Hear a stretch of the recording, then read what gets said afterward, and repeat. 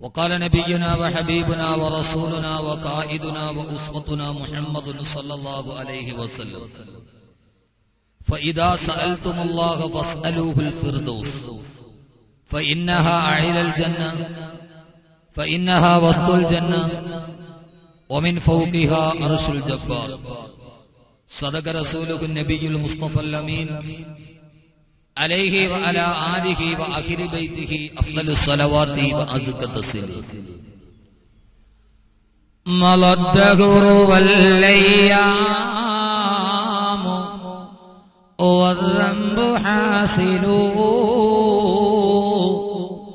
وجاء رسول الموت والقلب غافل فنعيمك في الدنيا غرور وحسرة وعيشك في الدنيا مجال وباطل وعليك حبي يا رسول الله وعليك حبا يا رسول الله من عند ذا العاصي صلاة الله معها تحيته سلام الله إجلال قدرك عشقا تفخيما صلوا عليه وسلموا تسليما.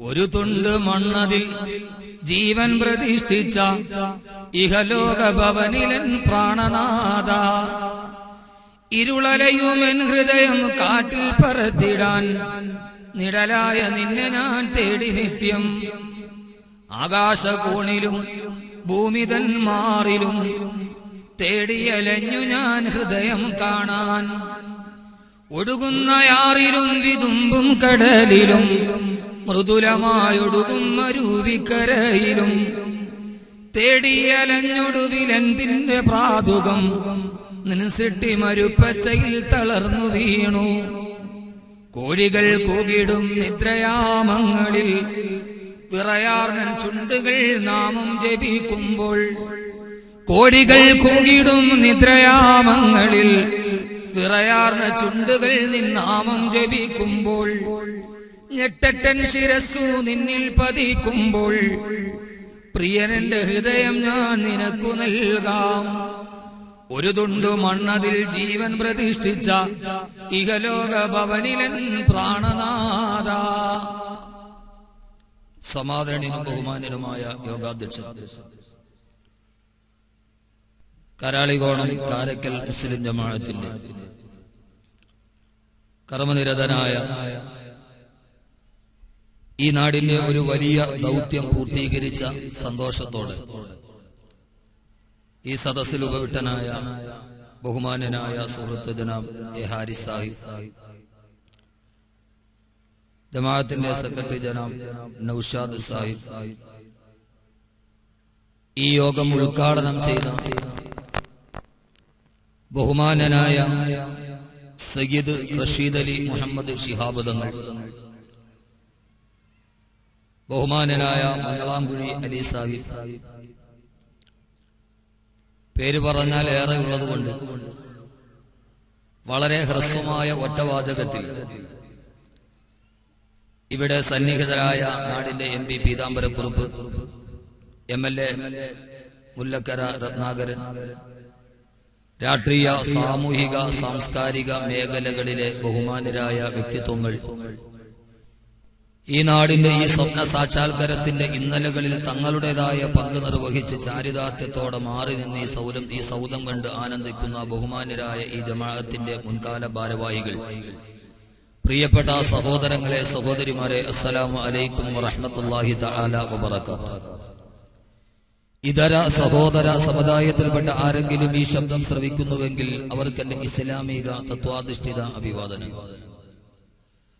സർവസ്തുതിയും സർവലോക രക്ഷിതാവായ അള്ളാഹുവിനോട്, അവന്റെ അതുല്യവും അമേയവും അനന്തവും അപരിമേയവുമായ അനുഗ്രഹത്തിന്റെ അനുസ്യൂതമായ പ്രവാഹം അന്ത്യദൂതരായ ആദരവായ റസൂലുള്ളാഹി സ്വല്ലല്ലാഹു അലൈഹി വസല്ലമയിലും അവിടുത്തെ അതരമൊഴികളെ അനുധാവനം ചെയ്ത അനുചര വൃന്ദങ്ങളിലും തിരുക്കുടുംബാദികളിലും സാലിഹീങ്ങളിലും സച്ചരിതരിലും സദാ വർഷിക്കുമാറാകട്ടെ.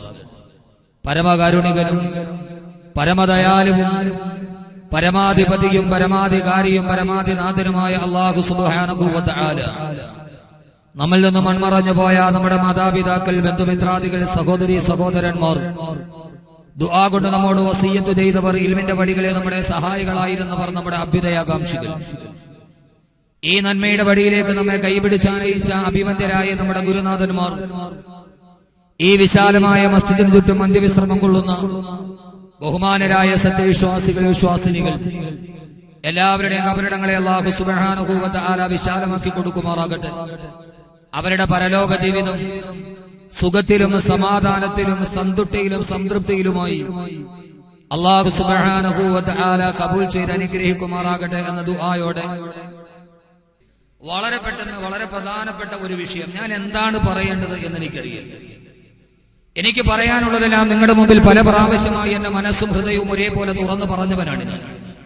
പക്ഷേ ഇന്നത്തെ ദിവസം ഞാൻ എന്ത് പറയണം? എന്നോട് പലരും ചോദിച്ചു, ഉസ്താദ് എന്താണെന്ന് പറയൂ. എന്നെ സംബന്ധിച്ചോളം പറയാൻ വളരെ ഗൗരവപരമായ ഒരു വാക്കും. ആ വാക്ക് യഥാർത്ഥത്തിൽ ഈ ഒരു ഓഡിറ്റോറിയത്തിന്റെ ഉദ്ഘാടന കർമ്മം ഇവിടെ നിർവഹിക്കപ്പെടുമ്പോൾ എന്നെ സംബന്ധിച്ചോളം ഈ ഉദ്ഘാടന കർമ്മം ഒരു വലിയ സന്തോഷത്തിന്റെ നിമിഷമാണ്. അത് ഈ ഓഡിറ്റോറിയത്തിന്റെ കെട്ടിടത്തിന്റെ സൗന്ദര്യമല്ല, മിന്നിത്തിളങ്ങുന്ന വർണ്ണ ബൾബുകളുടെ തെളിച്ചത്തിന്റെ പ്രകാശമല്ല, ഇവിടെ ഒരുമിച്ച് കൂടി കടന്നുപോയ മഹാവ്യക്തിത്വങ്ങളുടെ പരാമർശങ്ങളല്ല.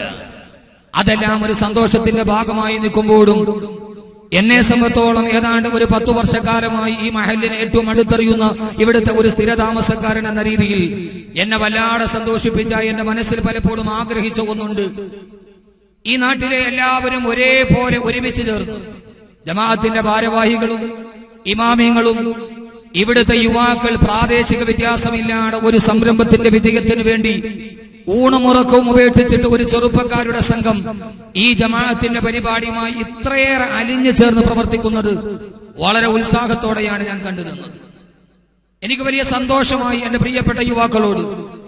ആ ചെയ്ത യുവാക്കളിൽ ഭൂരിഭാഗവും ഒരു തലമുറയുടെ വലിയ ഒരു ക്രോഡീകരണം ഉണ്ടായി. ഇവിടെ ഇത്രയേറെ എല്ലാവരും ബഹുജനങ്ങൾ മുഴുവനും ഒന്നിച്ച് സഹകരിച്ച് ഒരു പരിപാടിക്ക് വേണ്ടി നമ്മുടെ ജമാഅത്ത് നടക്കുന്ന എന്നെ സംബന്ധിച്ചിടത്തോളം ആദ്യത്തെ ഒരു അനുഭവമാണ്.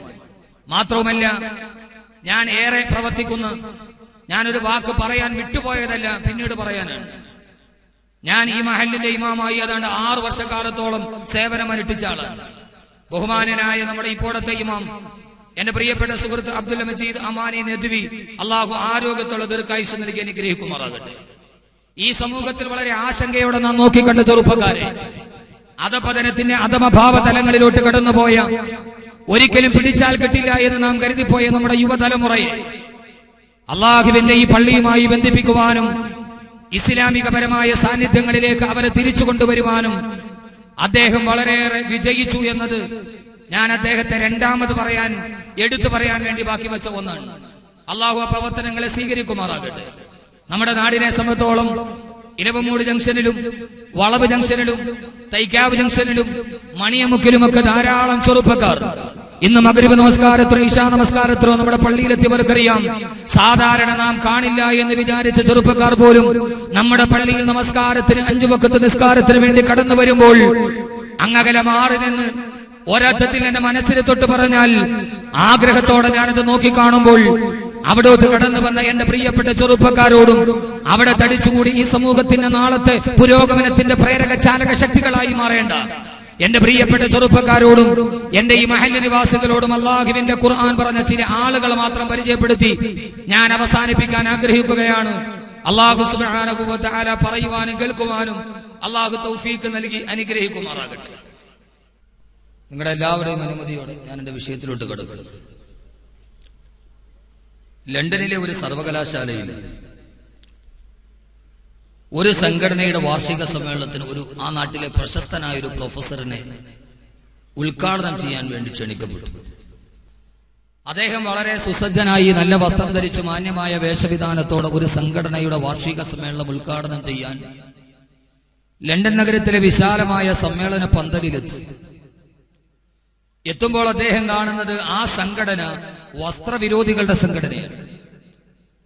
ആ നാട്ടിൽ വസ്ത്രമുടുക്കാത്ത ആളുകൾ, വസ്ത്രത്തോട് വല്ലാത്ത വിരോധമുള്ളവർ, അവർ പരിപൂർണ നഗ്നരായി നടക്കാറുള്ളൂ. അങ്ങനെയുള്ള ആളുകൾക്ക് സംഘടനയുള്ള ലോകമാണ് നമ്മുടെ ലോകം.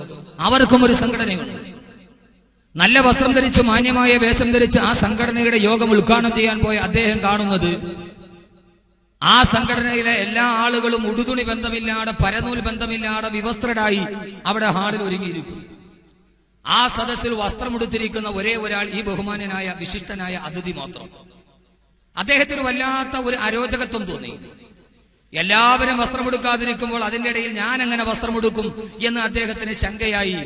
അദ്ദേഹം പറഞ്ഞു, ഒരു 5 മിനിറ്റ് ഞാനൊന്ന് വെളിയിൽ പോയിട്ട് വരാം എന്ന് സംഘാടകരോട് പറഞ്ഞ് അദ്ദേഹം വെളിയിൽ പോയ അദ്ദേഹം ഓർത്തു എല്ലാവരും അദ്ദേഹം വെളിയിലോട്ട് പോയപ്പോൾ ആ അതിഥിയായി വിളിക്കപ്പെട്ട സംഘടനയിലെ ഭാരവാഹികൾ അവർ പറഞ്ഞു, മിക്കവാറും നമ്മളെല്ലാവരും വസ്ത്രം ധരിക്കാതെ ഇരിക്കുന്നതിന്റെ നടുവിൽ അദ്ദേഹം മാത്രം വസ്ത്രമെടുത്തിരിക്കുമ്പോൾ അദ്ദേഹത്തിന് വിഷമമുണ്ടായിരിക്കാം. അതുകൊണ്ടായിരിക്കാം അദ്ദേഹം ഇറങ്ങിപ്പോയത്. നമ്മുടെ അതിഥിയെ നമ്മൾ ബഹുമാനിക്കണം. അതുകൊണ്ട് അദ്ദേഹത്തിന് വിഷമം ഉണ്ടാകാതിരിക്കാൻ ഇന്നൊരു ദിവസത്തേക്ക് നമ്മളെല്ലാവരും വസ്ത്രം ഉടുക്കണം എന്നവർ തീരുമാനിച്ചു. അവരെല്ലാവരും വസ്ത്രം ഉടുത്തു. ഈ സമയത്ത് വെളിയിൽ പോയ അദ്ദേഹം വിചാരിച്ചു, എല്ലാവരും വസ്ത്രമെടുക്കാതിരിക്കുമ്പോൾ അതിന്റെ ഇടയിൽ ഞാൻ മാത്രം എന്തിനു വസ്ത്രമെടുത്തിരിക്കണം? അതുകൊണ്ട് അദ്ദേഹം അവരെ ഫോളോ ചെയ്യാൻ, അവരെ അനുധാവനം ചെയ്യാൻ അദ്ദേഹം വസ്ത്രം ഉരിഞ്ഞു. 5 മിനിറ്റ് കഴിഞ്ഞ് അദ്ദേഹം കയറി വന്നപ്പോൾ കണ്ട കാഴ്ച, എല്ലാവരും വസ്ത്രമെടുത്തിരിക്കുന്നു, അയാൾ വസ്ത്രം ഉരിഞ്ഞു നിൽക്കുന്നു. ആ മനുഷ്യൻ വിഷാദവിഷണ്ണനായി ആ സമ്മേളന നഗരിയിൽ നിന്നുപോയി എന്നതാണ് അടുത്ത സമയത്ത് വീക്ക് മാഗസിനിൽ വായിച്ച ഒരു വാർത്തയാണ് ഞാൻ നിങ്ങളോട് പറഞ്ഞത്. യഥാർത്ഥത്തിൽ ഇന്ന് നമ്മുടെ അവസ്ഥ ഇതാണ്. സ്വന്തമായി ഒരു അഭിപ്രായമില്ല, സ്വന്തമായി ജീവിതത്തിനൊരു ലക്ഷ്യമില്ല, നമ്മുടേതായി സ്വന്തമായി ജീവിതത്തിനൊരു കാഴ്ചപ്പാടില്ല. ആര് എവിടേക്ക് വിളിച്ചാലും എങ്ങനെ വിളിച്ചാലും അവരുടെ പുറകെ പോവുകയും അവരുടെ ചുവടുകൾ പിൻപറ്റുകയും അവരുടെ മുമ്പിൽ നടക്കുകയും, തെറ്റിനാണെങ്കിൽ തെറ്റിന് മുമ്പേയും പാപത്തിനാണെങ്കിൽ പാപത്തിനൊരു ചുവട് മുമ്പേയും നടക്കുന്ന ഒരു സമൂഹമായി ലോക സമൂഹം മാറിപ്പോയി. ഞാൻ ഈ കഥ പറഞ്ഞത് യഥാർത്ഥത്തിൽ പ്രത്യേകിച്ച് നമ്മുടെ യുവാക്കളുടെ, യുവതികളുടെ അടക്കമുള്ള ഒരു സ്വഭാവം ഭൂലോകത്ത് എന്താണോ കാണുന്നത് ആ കാണുന്നതിന്റെ പുറകെ അത് എന്താണെന്നുള്ള ചർച്ചയില്ല, അത് ഏതിലേക്കാണ് പോകുന്നതെന്നുള്ള ചർച്ചയില്ല. അവരുടെ പുറകെ നടന്നാൽ എവിടെയാണ് ഇതിന്റെ അവസാനം എന്നുള്ള ചിന്താബോധങ്ങൾ പോലുമില്ലാതെ മസ്തിഷ്കത്തെയും ബുദ്ധിയെയും പണയം വെച്ച് ആരുടെയൊക്കെയോ പുറകെ നടന്നു പോകുന്ന അവരവരുടെ ആട്ടങ്ങൾക്കനുസരിച്ച്, കൂത്തുകൾക്കനുസരിച്ച് നാം പറയുമ്പോൾ നാടോടിയാൽ നടുവേ ഓടുന്ന ഒരു സമൂഹമായി നമ്മുടെ സമൂഹം മാറിപ്പോയി എന്ന് പറയുന്ന ഒരു വലിയ സാഹചര്യത്തിലാണ് എന്റെ പ്രിയപ്പെട്ട സഹോദരങ്ങളെ നമ്മൾ നടന്നുകൊണ്ടുപോയിരിക്കുക. നിങ്ങൾ ഒരു ചെറുപ്പക്കാരനെ വിളിച്ച് അല്ലെങ്കിൽ ഒരു ചെറുപ്പക്കാരി വിളിച്ചിട്ട് നിങ്ങൾ ചോദിക്കുക, എന്താണ് നിന്റെ ജീവിതത്തിന്റെ ലക്ഷ്യം? ആർക്കാണ് ലക്ഷ്യം പറയാനുള്ളത്? ഈ കൂട്ടത്തിൽ കൂടി നിൽക്കുന്ന ആർക്കാണ് എന്റെ ജീവിതത്തിന്റെ ലക്ഷ്യം ഇതാണ് എന്ന് പറയാനുള്ളത്? അവരോട് ചോദിക്കുന്നു, നിങ്ങളുടെ ഒരു ദിവസം അത് എങ്ങനെയാണ് കടന്നു പോകുന്നത്?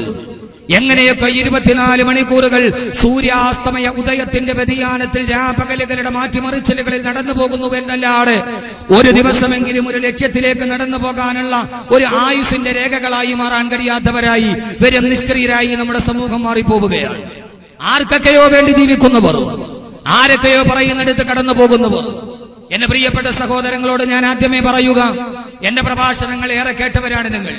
അതുകൊണ്ട് ആ രീതിയിൽ വിലയിരുത്താനുള്ള ഒരു സ്വതന്ത്രമായ ബോധമുണ്ടാവണം. എവിടേക്കാണ് മനുഷ്യൻ നടന്നു പോകുന്നത് എന്ന് ചോദിച്ചാൽ അള്ളാഹുവിന്റെ ഖുർആൻ ലോകത്ത് ആരും പറയുന്ന ഒരു സാമാന്യമായ ഒരു വർത്താനമാണ്, ഉസ്താദേ കാലം ഇതല്ലേ, ഇവിടെ ഇങ്ങനെയൊക്കെയല്ലേ കഴിയൂ. നമ്മൾ ആരോട് ചോദിച്ചാലും പറയുന്ന ഒരു വലിയ ന്യായമാണത്. ഏത് പെണ്ണിനും ഏത് പുരുഷനും പറയാൻ ഒരു ന്യായമുണ്ട്. ഉസ്താദേ കാലം ഇതല്ലേ, ഈ കാലത്ത് ഇങ്ങനെയൊക്കെയല്ലേ കഴിയൂ എന്ന് പറയുന്ന ഒരു സാമാന്യ ലാഘവവൽക്കരണത്തിന്റെ ഒരു മറുപടി. കാരാളികോണത്തെ ഏത് ചെറുപ്പക്കാരനോട് പറഞ്ഞാലും, അള്ളാഹുവിന്റെ പള്ളിയെ പറഞ്ഞാൽ, അവന്റെ വിശ്വസ്തമായ ഗേഹത്തെ പറഞ്ഞാൽ, ഇങ്ങനെ നിങ്ങൾ മദ്യത്തിന്റെയും മദിരാശിയുടെയും ആദർശ വ്യതിയാനത്തിന്റെയും അനുധാവനത്തിന്റെയും അഴുക്കുചാലുകളെ കടക്കേണ്ടവരല്ല എന്ന് പറഞ്ഞാൽ ഏത് ആളുകളും നേരത്തെ എത്രയോ മറുപടി ഞാൻ കേട്ടിട്ടുണ്ട്. ഉസ്താദേ കാലം ഇതല്ലേ, കാലത്ത് ഇങ്ങനെയൊക്കെ അല്ലേ ചെയ്യാൻ കഴിയൂ.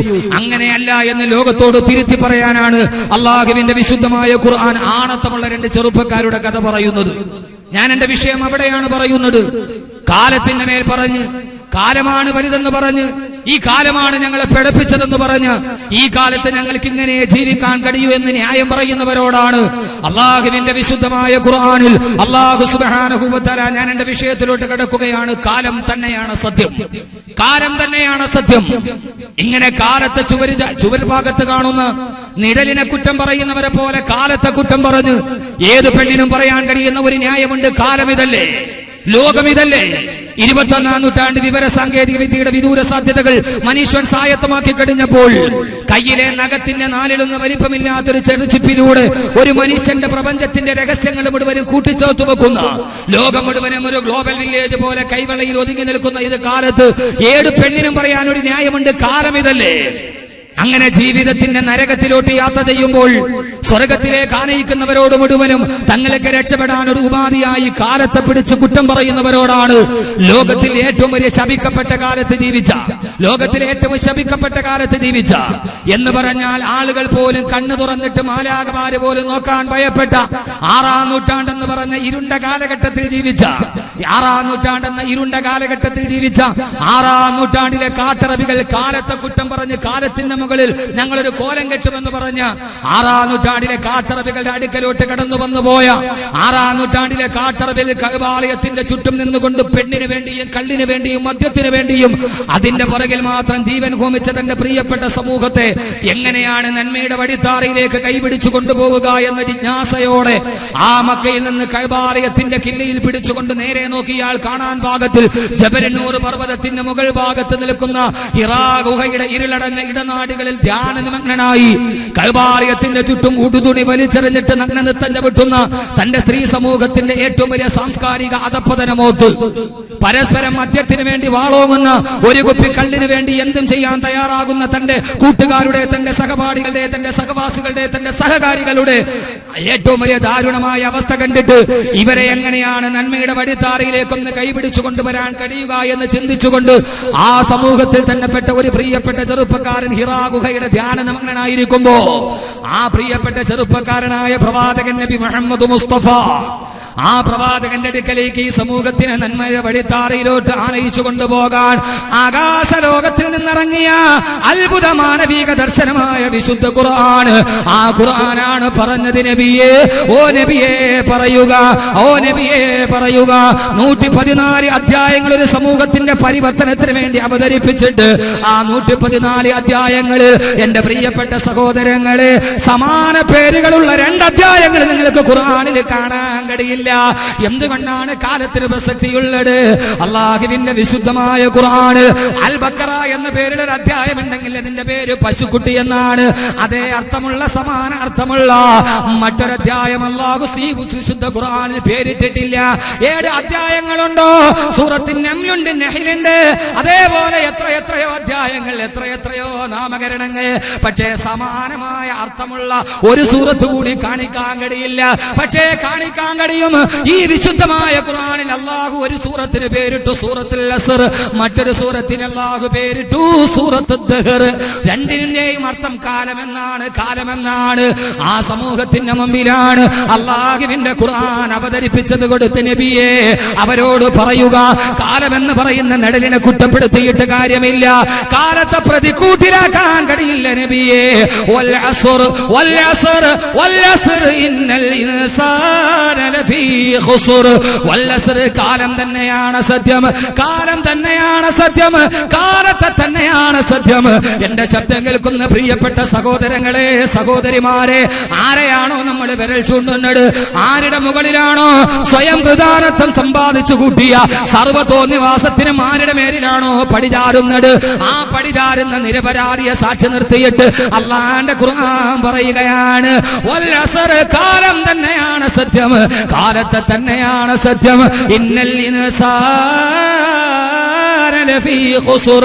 മനുഷ്യവർഗമേ നീ തീരാ നട്ടത്തിലാണ്. ഏറ്റവും വലിയ നട്ടമേതാണ് സഹോദരങ്ങളെ? ഏറ്റവും വലിയ നട്ടമേതാണ് സഹോദരങ്ങളെ? മനുഷ്യ നീ നട്ടത്തിലാണ്. അള്ളാഹുവിന്റെ ഈ പ്രപഞ്ചകോൾ ഭൂമിയിൽ ഏതാണ്ട് 8 കോടിയിൽ പരം വരുന്ന ജീവജാലങ്ങളെ പടച്ചറപ്പ് സൃഷ്ടിച്ചിട്ടുണ്ട്. ഏകകോശ ജീവികളുണ്ട്, നാൽക്കാലികളുണ്ട്, ഇരുകാലികളുണ്ട്. പക്ഷേ അള്ളാഹു പറഞ്ഞിട്ടില്ല 7,99,999,999 ജീവികളെയും അല്ല പറഞ്ഞില്ല. അല്ല പറഞ്ഞ നട്ടമാർക്കെന്നറിയോ? നട്ടമാർക്കെന്നറിയോ? ഇന്നൽ ഇൻസാന ലഫീ ഖുസുർ. മനുഷ്യ നിനക്ക് മാത്രമാണ് നട്ടമുള്ളത്. മനുഷ്യനല്ലേ നട്ടമുള്ളത്? മനുഷ്യനല്ലേ നട്ടമുള്ളത്? കാട്ടാനക്ക് നട്ടമില്ല, കരിമ്പുലിക്ക് നട്ടമില്ല, കരിങ്കരടിക്ക് നട്ടമില്ല. സഹോദരങ്ങളെ, നട്ടമാർക്കെന്നറിയോ? തീരാ നട്ടം ദുനിയാവിലും ആഖിറത്തിലും. ഈ മുനിസിപ്പാലിറ്റിയുടെ ഓടയിലൂടെ ഒഴുകി പോകുന്ന ചീഞ്ചലം നിറഞ്ഞ ചാലുകളുടെ ഇടയിൽ പുഴുത്തു നാറിക്കിടക്കുന്ന മരം വാരി തിന്നുന്ന പന്നിക്ക് ഇതേവരെ ആമാശയത്തിൽ ക്യാൻസർ വന്നിട്ടില്ല. പുഴുത്തു നാറിക്കിടക്കുന്ന ഇറച്ചി കഷണങ്ങൾ കടിച്ചു കൊണ്ടുപോകുന്ന നായിക്ക് ആമാശയത്തിൽ ക്യാൻസർ വന്നിട്ടില്ല. പഴം വർഗം വാങ്ങിച്ചു കൊണ്ടുവന്ന് ചൂടുവെള്ളത്തിൽ കരുതി തൊലി ചെത്തിയിട്ട് തിന്നുന്ന മനുഷ്യനാണ് ആമാശയത്തിൽ ക്യാൻസർ വന്നത്. അവന് മാത്രമാണ് മാറാ രോഗങ്ങൾ കടന്നുപോയത്. ഒരു പനയിലെ മുഴുവൻ ഇലയും ഒരു സമയം കൊണ്ട് തിന്നു തീർക്കുന്ന കാട്ടാനക്ക് ഹാർട്ടിന് ബ്ലോക്ക് വന്നിട്ടില്ല. സഹോദരങ്ങളെ, ഡയറ്റ് കൺട്രോൾ ചെയ്ത മനുഷ്യന് മാത്രമാണ് ഹാർട്ടിന് സ്തംഭനമുണ്ടായത്. എല്ലാം നഷ്ടപ്പെട്ടത് അവന് മാത്രമാണ്. ഇതേവരെ കാട്ടാന കടബാധ്യത കൊണ്ട് ആത്മഹത്യ ചെയ്തിട്ടില്ല. ഇതേവരെ ലോകത്തൊരൊറ്റ ജീവി പോലും ഒരു ചാൻകരൽ ജീവൻ അവസാനിപ്പിച്ചിട്ടില്ല. അവരാരും കാലത്തെ കുറ്റം പറഞ്ഞിട്ടില്ല. അല്ല പറയുന്ന മനുഷ്യനാണ് നട്ടം, മനുഷ്യനാണ് നട്ടം. വല്ലസർ, കാലം തന്നെയാണ് സത്യം, കാലം തന്നെയാണ് സത്യം. ഏത് കാലമാണ്? ഏത് കാലമാണ്? ഏത് കരികാലമാണ്? എന്റെ വാക്കുകൾ മുഖവിലക്കെടുക്കുമെങ്കിൽ ആരോടും ഒരു പ്രത്യേക മമതയില്ലാത്തവനാണെന്ന് ഞാനെന്ന് നിങ്ങൾക്കറിയാം. കാലം തന്നെയാണ് സത്യം. ഏത് കാലമാണ് സഹോദരങ്ങളെ? 51 വയസ്സുകാരനെ 52 പ്രാവശ്യം മലത്തിൽ കിടത്തിയിട്ട് അവന്റെ മാറിടത്തിൽ വെട്ടി നുറുക്കുന്ന നരാധവന്മാരുടെ കാലം. വടിയരികിലൂടെ നടന്നു പോകുന്ന പാവപ്പെട്ടവനെ 51 വയസ്സുകാരനെ 52 പ്രാവശ്യം മലത്തിൽ കിടത്തി അവന്റെ പള്ളയിലോട്ട് പിച്ചാത്തി പിടി കുത്തിക്കയറ്റുന്ന നരാധവന്മാരുടെ കാലം. ആർക്കു വേണ്ടി? എന്തിനു വേണ്ടി? സഹോദരങ്ങളെ, അതിന്റെ രാഷ്ട്രീയം നമുക്ക് പ്രശ്നമല്ല, അതിന്റെ സംഘടന നമുക്ക് പ്രശ്നമല്ല. പക്ഷേ കവി പറഞ്ഞ വാക്കുകൾ ഞാൻ കടമെടുക്കുകയാണ്. കൊന്നതാരെന്നറിയില്ല, കൊല്ലിച്ചതാരെന്നറിയില്ല. പക്ഷെ ഒരേ ഒരു കാര്യം എനിക്കറിയാം, കൊല്ലപ്പെട്ടവൻ ഒരു മനുഷ്യനായിരുന്നു. കൊന്നതാരെന്നറിയില്ല. ആ കവി വാഴ്ത്തപ്പെടട്ടെ. കൊന്നതാരെന്നറിയില്ല, കൊല്ലിച്ചതാരെന്നറിയില്ല, അതിന്റെ പുറകിലെ തന്ത്രങ്ങൾ അറിയില്ല. ഒരു കാര്യം എനിക്കറിയാം, ആ കൊല്ലപ്പെട്ടവൻ ഒരു മനുഷ്യനായിരുന്നു. രാവിലെ 7 പിതാവിന്റെ കവിളത്താണോ മുത്തം കൊടുത്തത്.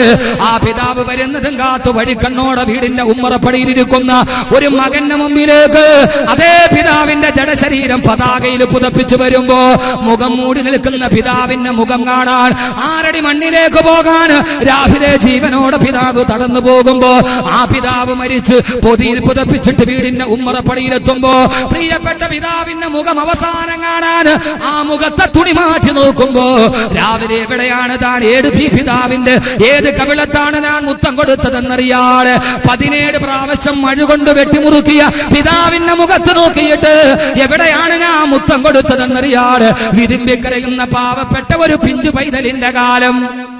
ഏത് കാലമാണ്?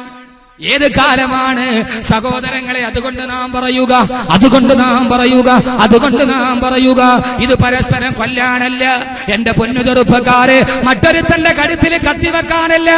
എന്തിനു വേണ്ടിയായിരുന്നെന്നറിയോ? എന്തിനു വേണ്ടിയായിരുന്നെന്നറിയോ? ഞാൻ പറയുന്നതിന്റെ രാഷ്ട്രീയമല്ല. കേരള രാഷ്ട്രീയത്തെ പിടിച്ചുലിക്ക ചന്ദ്രശേഖരന്റെ കൊലപാതകം കഴിയുമ്പോ ഉപേക്ഷിച്ചിട്ട് പോയ ഇന്നോവ കാർ തുറന്നു നോക്കിയപ്പോൾ പോലീസ് ഉദ്യോഗസ്ഥര് കണ്ടത് അവിടെയും ഉണ്ടായിരുന്നു പാതി തീർന്ന ഒരു മദ്യക്കുപ്പി, പാതി തീർന്ന ഒരു മദ്യക്കുപ്പി. അവിടെയാണ് നമ്മുടെ വിഷയം. അരക്കുപ്പിക്കള്ളും അരക്കിപ്പോട്ട് വസ്ത്രമില്ലാത്തൊരു പെണ്ണിനെയും കിട്ടിയാൽ ചൂണ്ടിക്കാണിക്കുന്നവന്റെ ആമാശം കീറിയെടുക്കാൻ 60,000 രൂപയാണ് പ്രതിഫലമെങ്കിൽ എന്റെ പ്രിയപ്പെട്ട ചെറുപ്പക്കാരെ, ആർക്കു വേണ്ടി? എന്തിനു വേണ്ടി? ആർക്കു വേണ്ടി? ഓരോരുത്തരും ഒരു മനുഷ്യരായിരുന്നില്ലയോ? മനുഷ്യൻ ജീവിക്കാൻ നൽകിയവനാണ്. അല്ലാഹുവിന്റെ വിശുദ്ധമായ ഖുർആൻ പറയുന്നുണ്ട്, ലോകത്തോട് പറഞ്ഞു കൊടുക്കണം, ലോകത്തോട് പറഞ്ഞു കൊടുക്കണം. ആകാശലോകത്തിന്റെ സ്വർഗത്തിൽ നിന്ന് ആദി മനുഷ്യനായ ആദം നബിയെയും ഹവ്വാ ബീവിയെയും അല്ലാഹു ഭൂലോകത്തേക്ക് പറഞ്ഞു വിടുമ്പോ അല്ലാഹ് പറഞ്ഞു, നിങ്ങൾ ഇനി താമസിക്കേണ്ടത് ഭൂമിയിലാണ്. ആദി മനുഷ്യനെ ഭൂമിയിലോട്ട് പറഞ്ഞു വിടുമ്പോ അല്ലാഹ് പറഞ്ഞ ഒരു സന്ദേശമുണ്ട്, കാലഫീഹാ തഹ്യഊൻ. ആ ഭൂമിയിലാണ് നിങ്ങൾ ഇനി ജീവിക്കേണ്ടത്. പച്ചമണ്ണിൽ നിന്ന് പടച്ചെടുത്ത പടച്ച തമ്പുരാൻ പറഞ്ഞു, ഈ ഭൂമി നിങ്ങൾക്ക് ജീവിക്കാനുള്ളതാണ്. അതുകൊണ്ട് സഹോദരങ്ങള്, ഭൂമി മനുഷ്യന് ജീവിക്കാനുള്ളതാണ്. ഈ ഭൂമി മനുഷ്യൻ കൊല ചെയ്യപ്പെടാനുള്ളതല്ല. ഈ ഭൂമി പരസ്പരം കാളോങ്ങാനുള്ളതല്ല. അതുകൊണ്ടാണ് അല്ലാഹുവിന്റെ ഖുർആൻ പറഞ്ഞത്, ഇന്നൽ ഇൻസാന ലഫീ ഖുസ്ർ. മനുഷ്യ, നീ ഏറ്റവും വലിയ നട്ടത്തിനാണ്. ആ നട്ടത്തിൽ നിന്ന് കരകയറണം. കാലത്തെ പറഞ്ഞ് പഠിക്കാൻ കഴിയില്ലെന്ന്. ഏത് കാലത്തെന്നറിയോ? 15 വയസ്സുകാരന് കടിത്തറത്ത് കൊല്ലുന്ന കാലം. സ്വന്തം മക്കളെ കട്ടപ്പെട്ട് വളർത്തുന്ന, പാറമടയിൽ പോയി പണിയെടുത്തിട്ടോ, രാവിലെ മുതൽ വൈകുന്നേരം വരെ റബ്ബർ വെട്ടിയിട്ടോ, വീടിന്റെ പുറങ്ങളിൽ പശുവിനെ വളർത്തിയിട്ടോ, സ്വന്തം മക്കളെ വളർത്തുന്ന മാതാപിതാക്കളെ, എന്റെ പ്രിയപ്പെട്ട ഉമ്മമാരെ കേട്ടുകൊള്ളുക. ഈ മക്കളാരെന്നറിയോ? ആലപ്പുഴ ജില്ലയിൽ 10ാം ക്ലാസ്സുകാരൻ 15 വയസ്സുകാരനെ കടിത്തറത്ത് കൊന്നു. 9ാം ക്ലാസ്സിൽ പഠിക്കുമ്പോ ക്ലാസ്സിൽ വർത്തമാനം പറഞ്ഞതിന്റെ പേരിൽ ഈ കുട്ടി അവന്റെ പേരെഴുതി. അവൻ ക്ലാസ് ലീഡറാണ്. ഒരു ക്ലാസ് മുറിയിൽ നടക്കുന്ന സാധാരണ സംഭവം. പേരെഴുതപ്പെട്ടവന് 2 അടി കൊടുത്തു. അധ്യാപികയുടെ കയ്യിൽ നിന്ന് തുടയിൽ കിട്ടിയ ചൂരലിന്റെ വേദന 1 വർഷം അവൻ മറന്നുപോയില്ല. 14 വയസ്സുകാരൻ വൈരാഗ്യം മനസ്സിലിട്ടു. 10ാം ക്ലാസിന്റെ ക്ലാസ് അവസാനിപ്പിക്കുമ്പോ 9ാം ക്ലാസ്സിൽ കേട്ടെടുത്തേ തന്റെ പേരെഴുതി കൊടുത്തവനെ മൂത്രപ്പുരയിലേക്ക് വിളിച്ചു കൊണ്ടുപോയി. അവിടെ വെച്ച് 15 വയസ്സുകാരനെ കരുത്തറത്ത് കൊന്ന കാലം.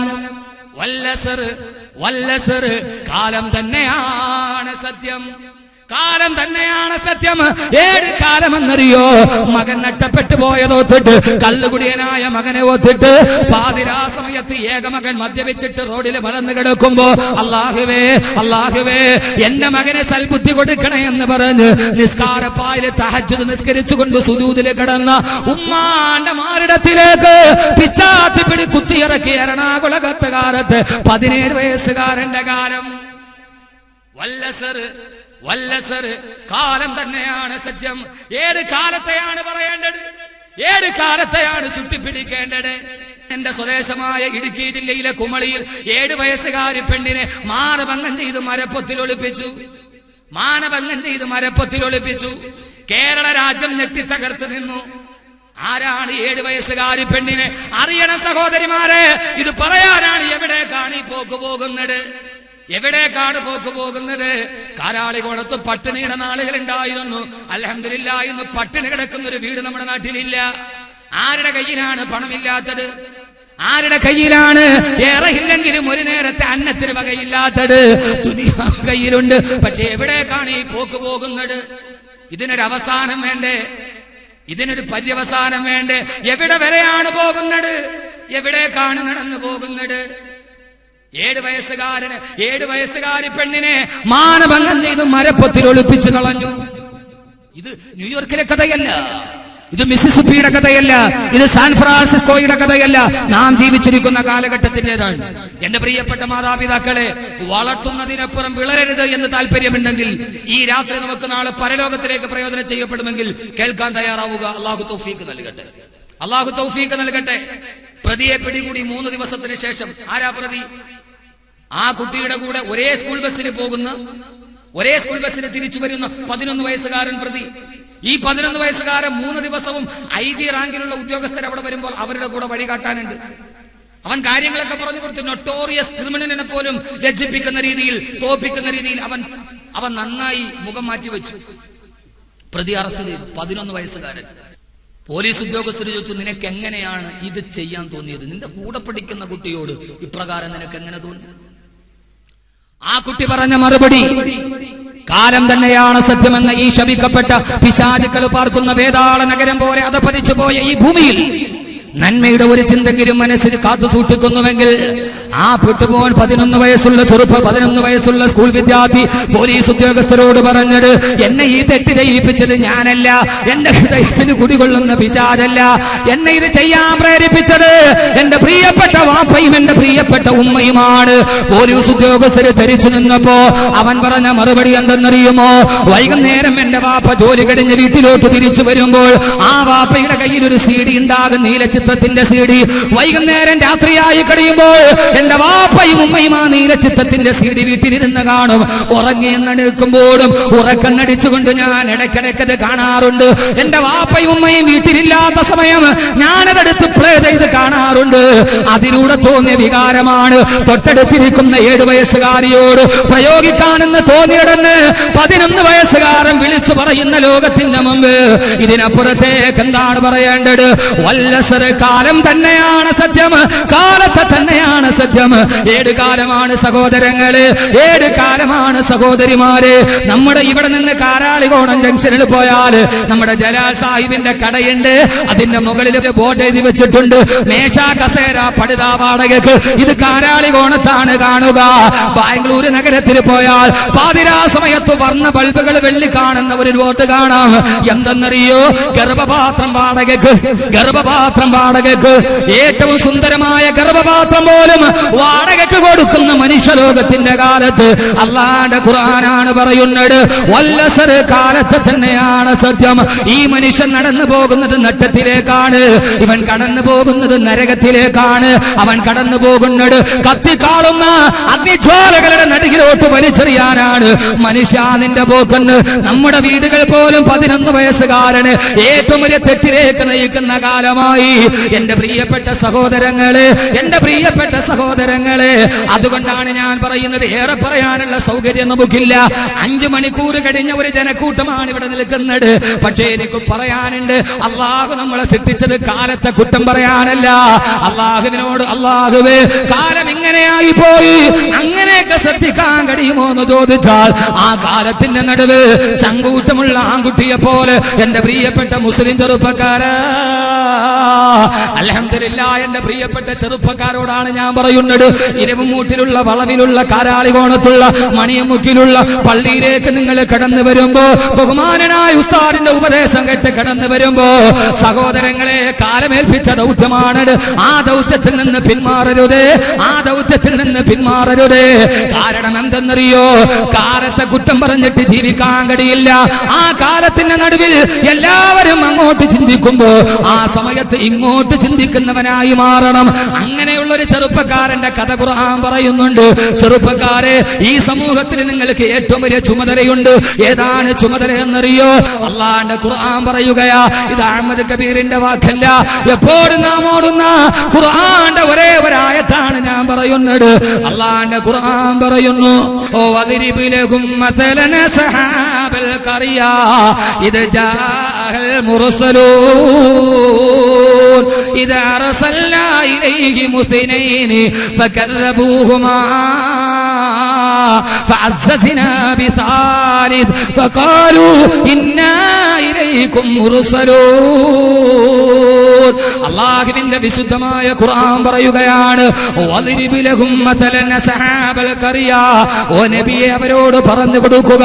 ആരോടാണ് പറഞ്ഞു കൊടുക്കേണ്ടത്? വിശുദ്ധമായ കഅബാലയത്തിന്റെ തിരുമുറ്റത്ത് ജീവിച്ചിട്ട് അല്ലാഹുവിന്റെ റസൂൽ സ്വർഗ്ഗത്തെ പറഞ്ഞപ്പോ തിരസ്കരിച്ചവർ, അല്ലാഹുവിന്റെ റസൂലിന്റെ നരകത്തിന്റെ മുന്നറിയിപ്പിനെ അവഗണിച്ചവർ, മദ്യത്തിന്റെയും മദിരാക്ഷിയുടെയും നടുവ് പാതിരാ സമയത്ത് സുന്ദരി പെണ്ണിന്റെ ചൂടും ചൂരും അനുഭവിച്ചിട്ട് കിടന്ന അബൂജഹലിനോട് പറയും, നബിയെ, സത്യം മുന്നിൽ കണ്ടിട്ടും വിശ്വസിക്കാൻ കഴിയാതെ അഹങ്കാരത്തോടെ നെളിഞ്ഞു നിന്ന അബൂജഹലിനോട് പറഞ്ഞു കൊടുക്ക് നബിയെ, ഓ വദ്രിബ് ലഹും മസലൻ അസ്ഹാബൽ ഖറിയ.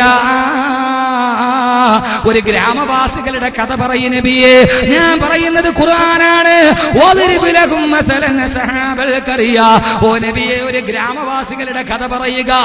7 ഗ്രാമമാണ്, 7 ഗ്രാമമാണ് സഹോദരങ്ങളെ. ഞാനിപ്പോ സംസാരിക്കുന്നത് കാരാളികോണത്തായത് കൊണ്ട് ആ ഗ്രാമം കാരാളികോണമാണ്. അള്ളാഹുവിന്റെ ഖുർആൻ 6-ാം നൂറ്റാണ്ടിൽ മാത്രം അവതരിപ്പിച്ച ഗ്രന്ഥമല്ല. ലോകാവസാനം വരെ, പടിഞ്ഞാറ് നിന്ന് സൂര്യൻ ഉദിക്കുന്നത് വരെ ആരൊക്കെ കടന്നു വരുന്നുവോ അവര് മുഴുവനും ബാധകമാണ് ഈ ഗ്രാമത്ത്. അള്ള പറയുകയാണ് ആ ഗ്രാമത്തിൽ മുഴുവനും എന്റെ പ്രിയപ്പെട്ട ചെറുപ്പക്കാരോട് പ്രത്യേകിച്ച് ഞാൻ ഓർമ്മിപ്പിക്കുന്നു, ഈ ഗ്രാമം ഞാൻ നിങ്ങൾ താമസിക്കുന്ന കാരാളികോണമാണോ? അതേ എന്ന് ഞാൻ പറയും. ഓരോ ഗ്രാമത്തിനും ഇത് ബാധകമാണ്. അള്ളാഹു പറയുകയാണ്,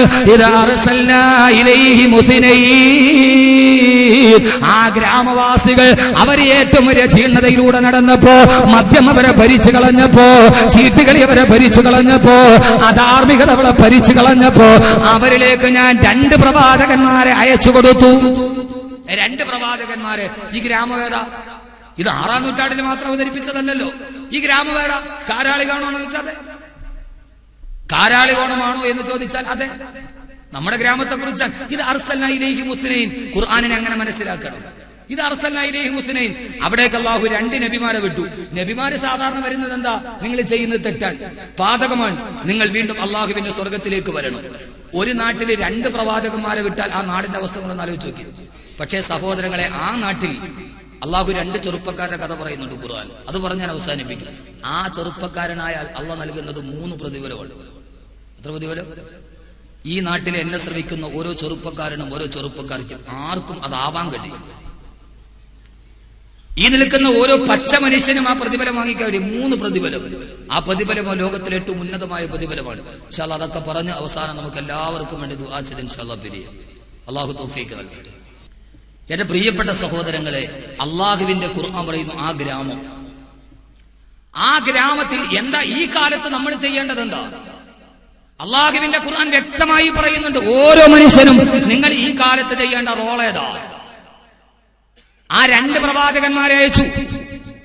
അവരെല്ലാവരും വന്നിട്ട് പറഞ്ഞു, അള്ളാഹുവിനെ ധിക്കരിക്കരുത്, ഈ തിന്മയുടെ പാദങ്ങളിലൂടെ നടന്നു പോകരുത്, ഏത് സമയവും മദ്യപാനത്തിന്റെ വ്യഭിചാരത്തിന്റെ അടിമകളായി നടന്നു പോകരുത്.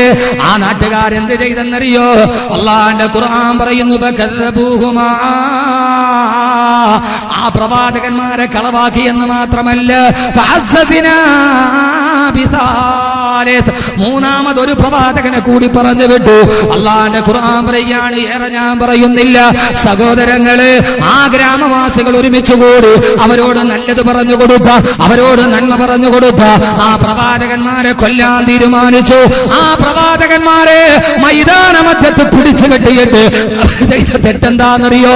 അള്ളാഹനെ പറഞ്ഞതിന്റെ പേര്, സ്വർഗത്തെ പറഞ്ഞതിന്റെ പേര്, ഈ ജീവിതം നശ്വരമാണെന്ന് പറഞ്ഞതിന്റെ പേര്, നാളെ ആഖിറത്തിന് വേണ്ടി ജീവിക്കണമെന്ന് പറഞ്ഞതിന്റെ പേര്, ആ പ്രബോധന സമൂഹത്തിന്റെ പ്രബോധിതരോട് പ്രബോധനം നടത്തിയ പ്രവാചകന്മാര് നഗരമധ്യത്തിൽ പിടിച്ചു കെട്ടുമ്പോ, ആ പ്രവാചകന്മാരെ കരുത്തറുത്ത് കൊല്ലാൻ തീരുമാനിക്കുമ്പോ, എന്റെ പ്രിയപ്പെട്ട സഹോദരാ, അല്ലാഹുവിന്റെ ഖുർആൻ പറയുകയാണ്, ആ കാലം മുഴുവനെ നശിച്ചു പോകുമ്പോ, ഒരു നാട്ടുകാര് മുഴുവനെ തിന്മയ്ക്ക് വേണ്ടി ഒരുമിച്ച് കൂടുമ്പോ, അല്ലാഹ് പറയുകയാണ്, ഇതിഹാസ നായകനെ പോലെ, ചരിത്രത്തിന്റെ പ്രയോഗം പോലെ,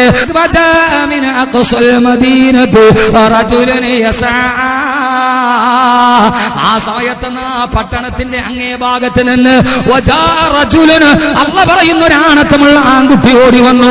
ആണത്തമുള്ള ഒരു ആൺകുട്ടി ഓടി വന്നു. ഓടി വന്നിട്ട് പറയുകയാണ്,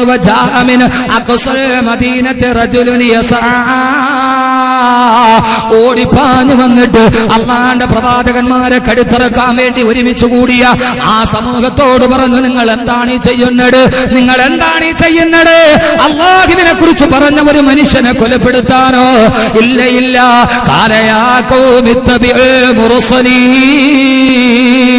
തന്റെ സമൂഹത്തിന്റെ നടുവിൽ വെച്ചിട്ട് ആ മനുഷ്യൻ പറഞ്ഞ ഒരു പ്രസംഗമാണ് സൂറത്ത് യാസീൻ. വെറുതെ ഓതുമ്പോൾ അർത്ഥം ചിന്തിക്കാറുണ്ട്.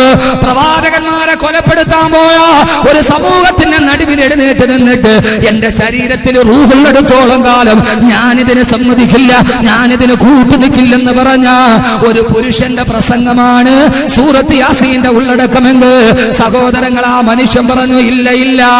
എന്താ നിങ്ങൾ കാണിക്കുന്നതെന്താ?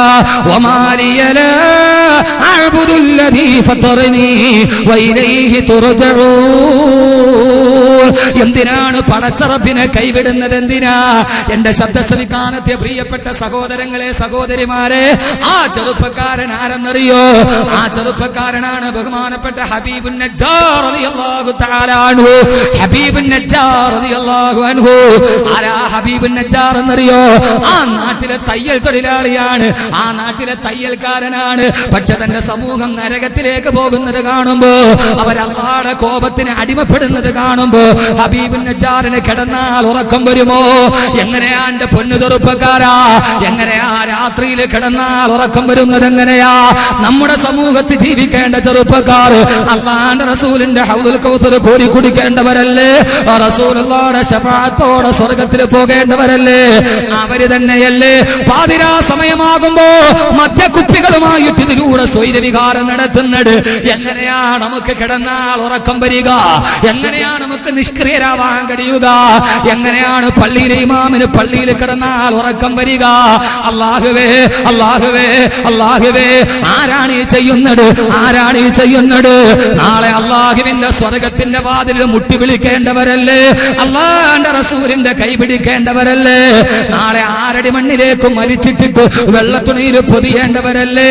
സഹോദരങ്ങളെ, ആ സമയത്താണ് ഞാൻ എന്റെ ചെറുപ്പക്കാരോട് പറയുന്നത്, കാലം മുഴുവനും ദുഷിച്ചു പോകുമ്പോ ആ സമയത്ത് കാലത്തിനൊത്ത് നടക്കാതെ എഴുന്നേറ്റ് നിന്ന ഒന്നാമത്തെ മനുഷ്യനാരാ? രണ്ടാമത്തെ ആള് ഖുർആൻ പറയുന്നുണ്ട്, ആ മനുഷ്യനാണ് ഹബീബുൻ നജ്ജാർ റളിയല്ലാഹു അൻഹു. ഹബീബുൻ നജ്ജാർ റളിയല്ലാഹു അൻഹു. ആ മനുഷ്യൻ പറഞ്ഞു, ഇല്ല ഇല്ല, അവരോട് നന്മയുടെ സതുപദേശം നടത്തി. അതുകൊണ്ട് എന്റെ പ്രിയപ്പെട്ട ചെറുപ്പക്കാരോട് മറ്റൊരു ഹബീബുൻ നജ്ജാർ ആവാൻ, മറ്റൊരു ചരിത്രത്തിന്റെ ഇതിഹാസ നായകനാകാൻ പൊന്നു സഹോദരങ്ങളെ, അബൂബക്കർ സിദ്ദീഖ് അവസാനിക്കരുത്, ഉമർ ഇബ്നു ഖത്താബ് അവസാനിക്കരുത്, അലിയുൽ മുർത്തള അവസാനിക്കരുത്, ഉസ്മാൻ ഇബ്നു അഫ്ഫാൻ അവസാനിക്കരുത്, സഅദ് ഇബ്നു അബീ വഖാസ് അവസാനിക്കരുത്. ഉഹദിന്റെ രണാങ്കണത്തിൽ കുടൽമാല ചിതറിത്തെറിച്ചിട്ട് അല്ലാഹുവിന്റെ റസൂലിന്റെ കാൽ തലക്കൽ വഫാത്തായിട്ട് വീണ അംദത്തുൽ ഖറാറിന്റെ ചരിത്രം അവസാനിക്കരുത്. ചരിത്രം അവസാനം വരെ പുതുമുഖങ്ങൾക്ക് വരാനുള്ളതാണ്. അതുകൊണ്ടാണ് അല്ലാഹു പറഞ്ഞത്, വജാഅ മിൻ ഖുസൽ മദീനത്തി റജുലുൻ, ഒരു പുരുഷൻ ഓടി വന്നു എന്ന്. അവസാനിക്കരുത്, നമുക്ക് ഹബീബുൻ നജ്ജാർ ആവാൻ കഴിയണം ഇൻഷാ അല്ലാഹ്. അങ്ങനെ ആയാൽ കിട്ടുന്ന പ്രതിഫലം എന്താ? ആ പ്രതിഫലം 3 പ്രതിഫലമാണ് ഖുർആൻ പറയുന്നുണ്ട്. ഇൻഷാ അല്ലാഹ് അത് പറഞ്ഞ് നമുക്ക് പിരിയാം. സഹോദരങ്ങളെ, അങ്ങനെ ആവാൻ കഴിയണം, ഏത് മനുഷ്യനുമാകാൻ കഴിയും. അതുകൊണ്ടാണ് അല്ലാഹു വേണമെങ്കിൽ വജാഅ ഹബീബുൻ നജ്ജാർ, ഹബീബുൻ നജ്ജാർ വന്നു എന്ന് പറഞ്ഞാൽ മതി. പക്ഷെ വജാഅ റജുലുൻ എന്ന് പറഞ്ഞത് ഒരു ആൺകുട്ടി വന്നു എന്ന് പറഞ്ഞാൽ എന്താ? ലോകാവസാനം വരെയുള്ള ആൺകുട്ടിക്ക് അങ്ങനെ ആവാൻ കഴിയണം. ഒരു പേര് പറഞ്ഞത് അദ്ദേഹത്തിന് മാത്രമാവൂലേ? വജാഅ റജുലുൻ എന്ന് ഖുർആൻ പറഞ്ഞതാ. ഖുർആൻ ഒന്ന് ചിന്തിക്കുക നന്നായിട്ട്. ലോകാവസാനം വരെയുള്ള ആൺകുട്ടികൾക്ക് അത് കഴിയണം. ആൺകുട്ടി എന്ന് പറഞ്ഞാൽ ആരാ? ആൺകുട്ടി ആരാന്നറിയോ? ആൺകുട്ടിക്ക് കുറെ അടയാളങ്ങളുണ്ട്. ഖുർആൻ പറയുന്നുണ്ട് 5 അടയാളം, ആൺകുട്ടികളുടെ അടയാളം. ഞാൻ സമയം കിട്ടിയാൽ പറഞ്ഞോളാം. യഥാർത്ഥ ആൺകുട്ടി ആരാ? ഖുർആൻ 5 അടയാളങ്ങൾ പറയുന്നുണ്ട്. അല്ലാഹു നമ്മുടെ ചെറുപ്പക്കാരെ അങ്ങനെ ആക്കട്ടെ. സ്ത്രീകളുടെ അവസ്ഥ എന്താണ്? ലോകം മുഴുവനും ആരും കാണാത്തതുപോലെ ഏറ്റവും വലിയ അധപതനത്തിന്റെ നടുവിൽ ഞാനിപ്പോൾ പറയുന്നത്, കേരളത്തിൽ അനുഭവിക്കാൻ പോകുന്നത് 2 ഗുരുതരമായ പ്രത്യാഘാതങ്ങളാണ്. ഒന്ന്, അരക്കുപ്പിക്കള്ളും അരക്കിക്ക് പോട്ട് വസ്ത്രമില്ലാത്തൊരു പെണ്ണിനെയും കാട്ടിക്കൊടുത്താൽ എന്തും ചെയ്യാൻ കഴിയുന്ന ഒരു വട്ടം യുവാക്കളായി മുസ്ലിം ചെറുപ്പക്കാർ മാറുന്നു. 2, നമ്മുടെ കേരളത്തിലെ പ്രത്യേകിച്ച് വടക്കൻ മലബാറിലെ പെണ്ണുങ്ങൾ മുഴുവനും യാതൊരുവിധ തത്വനിഷ്ഠതയില്ലാതെ റിയാലിറ്റി ഷോകളിൽ പങ്കെടുക്കുന്ന പർദ്ദയിടുന്ന മാപ്പിള പെണ്ണുങ്ങൾ കൂടുന്നു. 2 ദുരന്തങ്ങളാണ്. ക്രമാതീതമായി കടന്നു പോകുന്നു. മക്കളെ വളർത്താൻ പറ്റാത്ത സാഹചര്യമായി മാറുന്നു. ആ സാഹചര്യങ്ങൾ എന്റെ പ്രിയപ്പെട്ട സഹോദരങ്ങളെ, പ്രതിസന്ധികളുടെ കാലത്ത് മുഴുവനും തരണം വെച്ചിട്ടല്ലേ ലോകത്ത് ഉമർ ഉണ്ടായത്? ആ പ്രതിസന്ധികളെ മുഴുവനും മാറ്റിവെച്ചിട്ടല്ലേ ലോകത്ത് അബൂബക്കർ ഉണ്ടായത്? ആദരവായ പ്രവാചകൻ നബി മുഹമ്മദ് മുസ്തഫ സല്ലല്ലാഹു അലൈഹി വസല്ലം അല്ലാഹുവിന്റെ പ്രവാചകനാണെന്ന് എന്റെ പ്രിയപ്പെട്ട സഹോദരങ്ങളോട് ഒരു കാര്യം നിങ്ങൾ ഓർക്കുമോ? ആദരവായ പ്രവാചകൻ നബി മുഹമ്മദ് മുസ്തഫ അല്ലാഹുവിന്റെ റസൂല് പറഞ്ഞു, നാളെ പരലോകം തുടങ്ങിക്കഴിയുമ്പോ ആ പരലോകത്ത് ആദ്യം പുനർജന്മത്തിന് എഴുന്നേറ്റ് നിൽക്കുന്നത് ഞാനാണ്. ആ സ്വർഗലോകത്തിന്റെ കവാടത്തിൽ ഞാൻ എഴുന്നേറ്റ് നിൽക്കുമ്പോ എന്റെ തൊട്ടടുത്തുണ്ടാകും ആ സമയത്തും എന്റെ പ്രിയപ്പെട്ട കൂട്ടുകാരൻ അബൂബക്കറിന്റെ ഉണ്ടാകുമെന്ന് നബി മുഹമ്മദ് മുസ്തഫ. അള്ളാന്റെ റസൂലാണ് പറഞ്ഞത്, ചെറുപ്പക്കാരെ, അബൂബക്കർ റളിയല്ലാഹു അൻഹുവിന്റെ പ്രതിഫലം എത്ര വലുതാ. ഈ ദുനിയാവിൽ മാത്രമല്ല, അങ്ങകല റൗള ശരീഫിലോട്ട് കടന്നു ചെല്ലുക.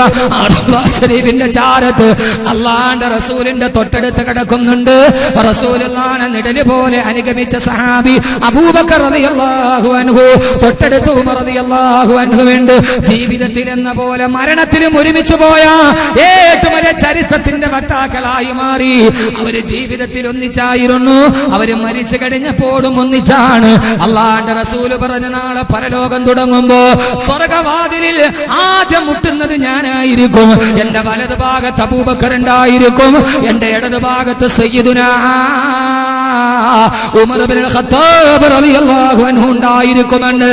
ആരാ സഹോദരങ്ങളെ? ഉമർ റളിയല്ലാഹു അൻഹു, അബൂബക്കർ റളിയല്ലാഹു അൻഹു അല്ലാഹുവിന്റെ റസൂലിന്റെ സ്വർഗ്ഗത്തിലെ കൂട്ടുകാരല്ലയോ? ഓ ഉമർ റളിയല്ലാഹു അൻഹുവിന്റെ പ്രതിഫലം നമുക്ക് വാങ്ങിക്കാൻ കഴിയോ? അബൂബക്കർ റളിയല്ലാഹു അൻഹുവിന്റെ പ്രതിഫലം നമുക്ക് എത്താൻ കഴിയോ? എന്റെ പ്രിയപ്പെട്ട ചെറുപ്പക്കാര് പറയാറുണ്ടായിരുന്നല്ലോ, അവരെ ഒന്ന് കാണാൻ കഴിഞ്ഞിരുന്നെങ്കിൽ ആയിരങ്ങൾ റൗളയിൽ പോയിട്ട് ആകാംക്ഷയോടെ സലാം പറയുമ്പോ, അസ്സലാമു അലൈക യാ അമീറുൽ മുഅ്മിനീൻ വസാഹിബു റസൂലില്ലാഹ്. റൗള ശരീഫിൽ അല്ലാഹുവിന്റെ റസൂലിന് സലാം പറഞ്ഞിട്ട് തൊട്ടടുത്തോട്ട് മാറി നിന്ന് സലാം പറയുമ്പോ ആ സമയത്ത് ഹൃദയത്തിന്റെ സന്തോഷമേടാ, ഹൃദയത്തിന്റെ സന്തോഷമേടാ. ദിൽ തടക്താ മജൽതാ ഹെ മേരാ ജബ് ഭി ആതാ ഹെ ഹജ് കാ മഹീനാ. ആ സമയത്തിന്റെ ഹൃദയം തുള്ളിച്ചാടുകയാണ്. കാരണം ആരോടാണ് സലാം പറയുന്നത്?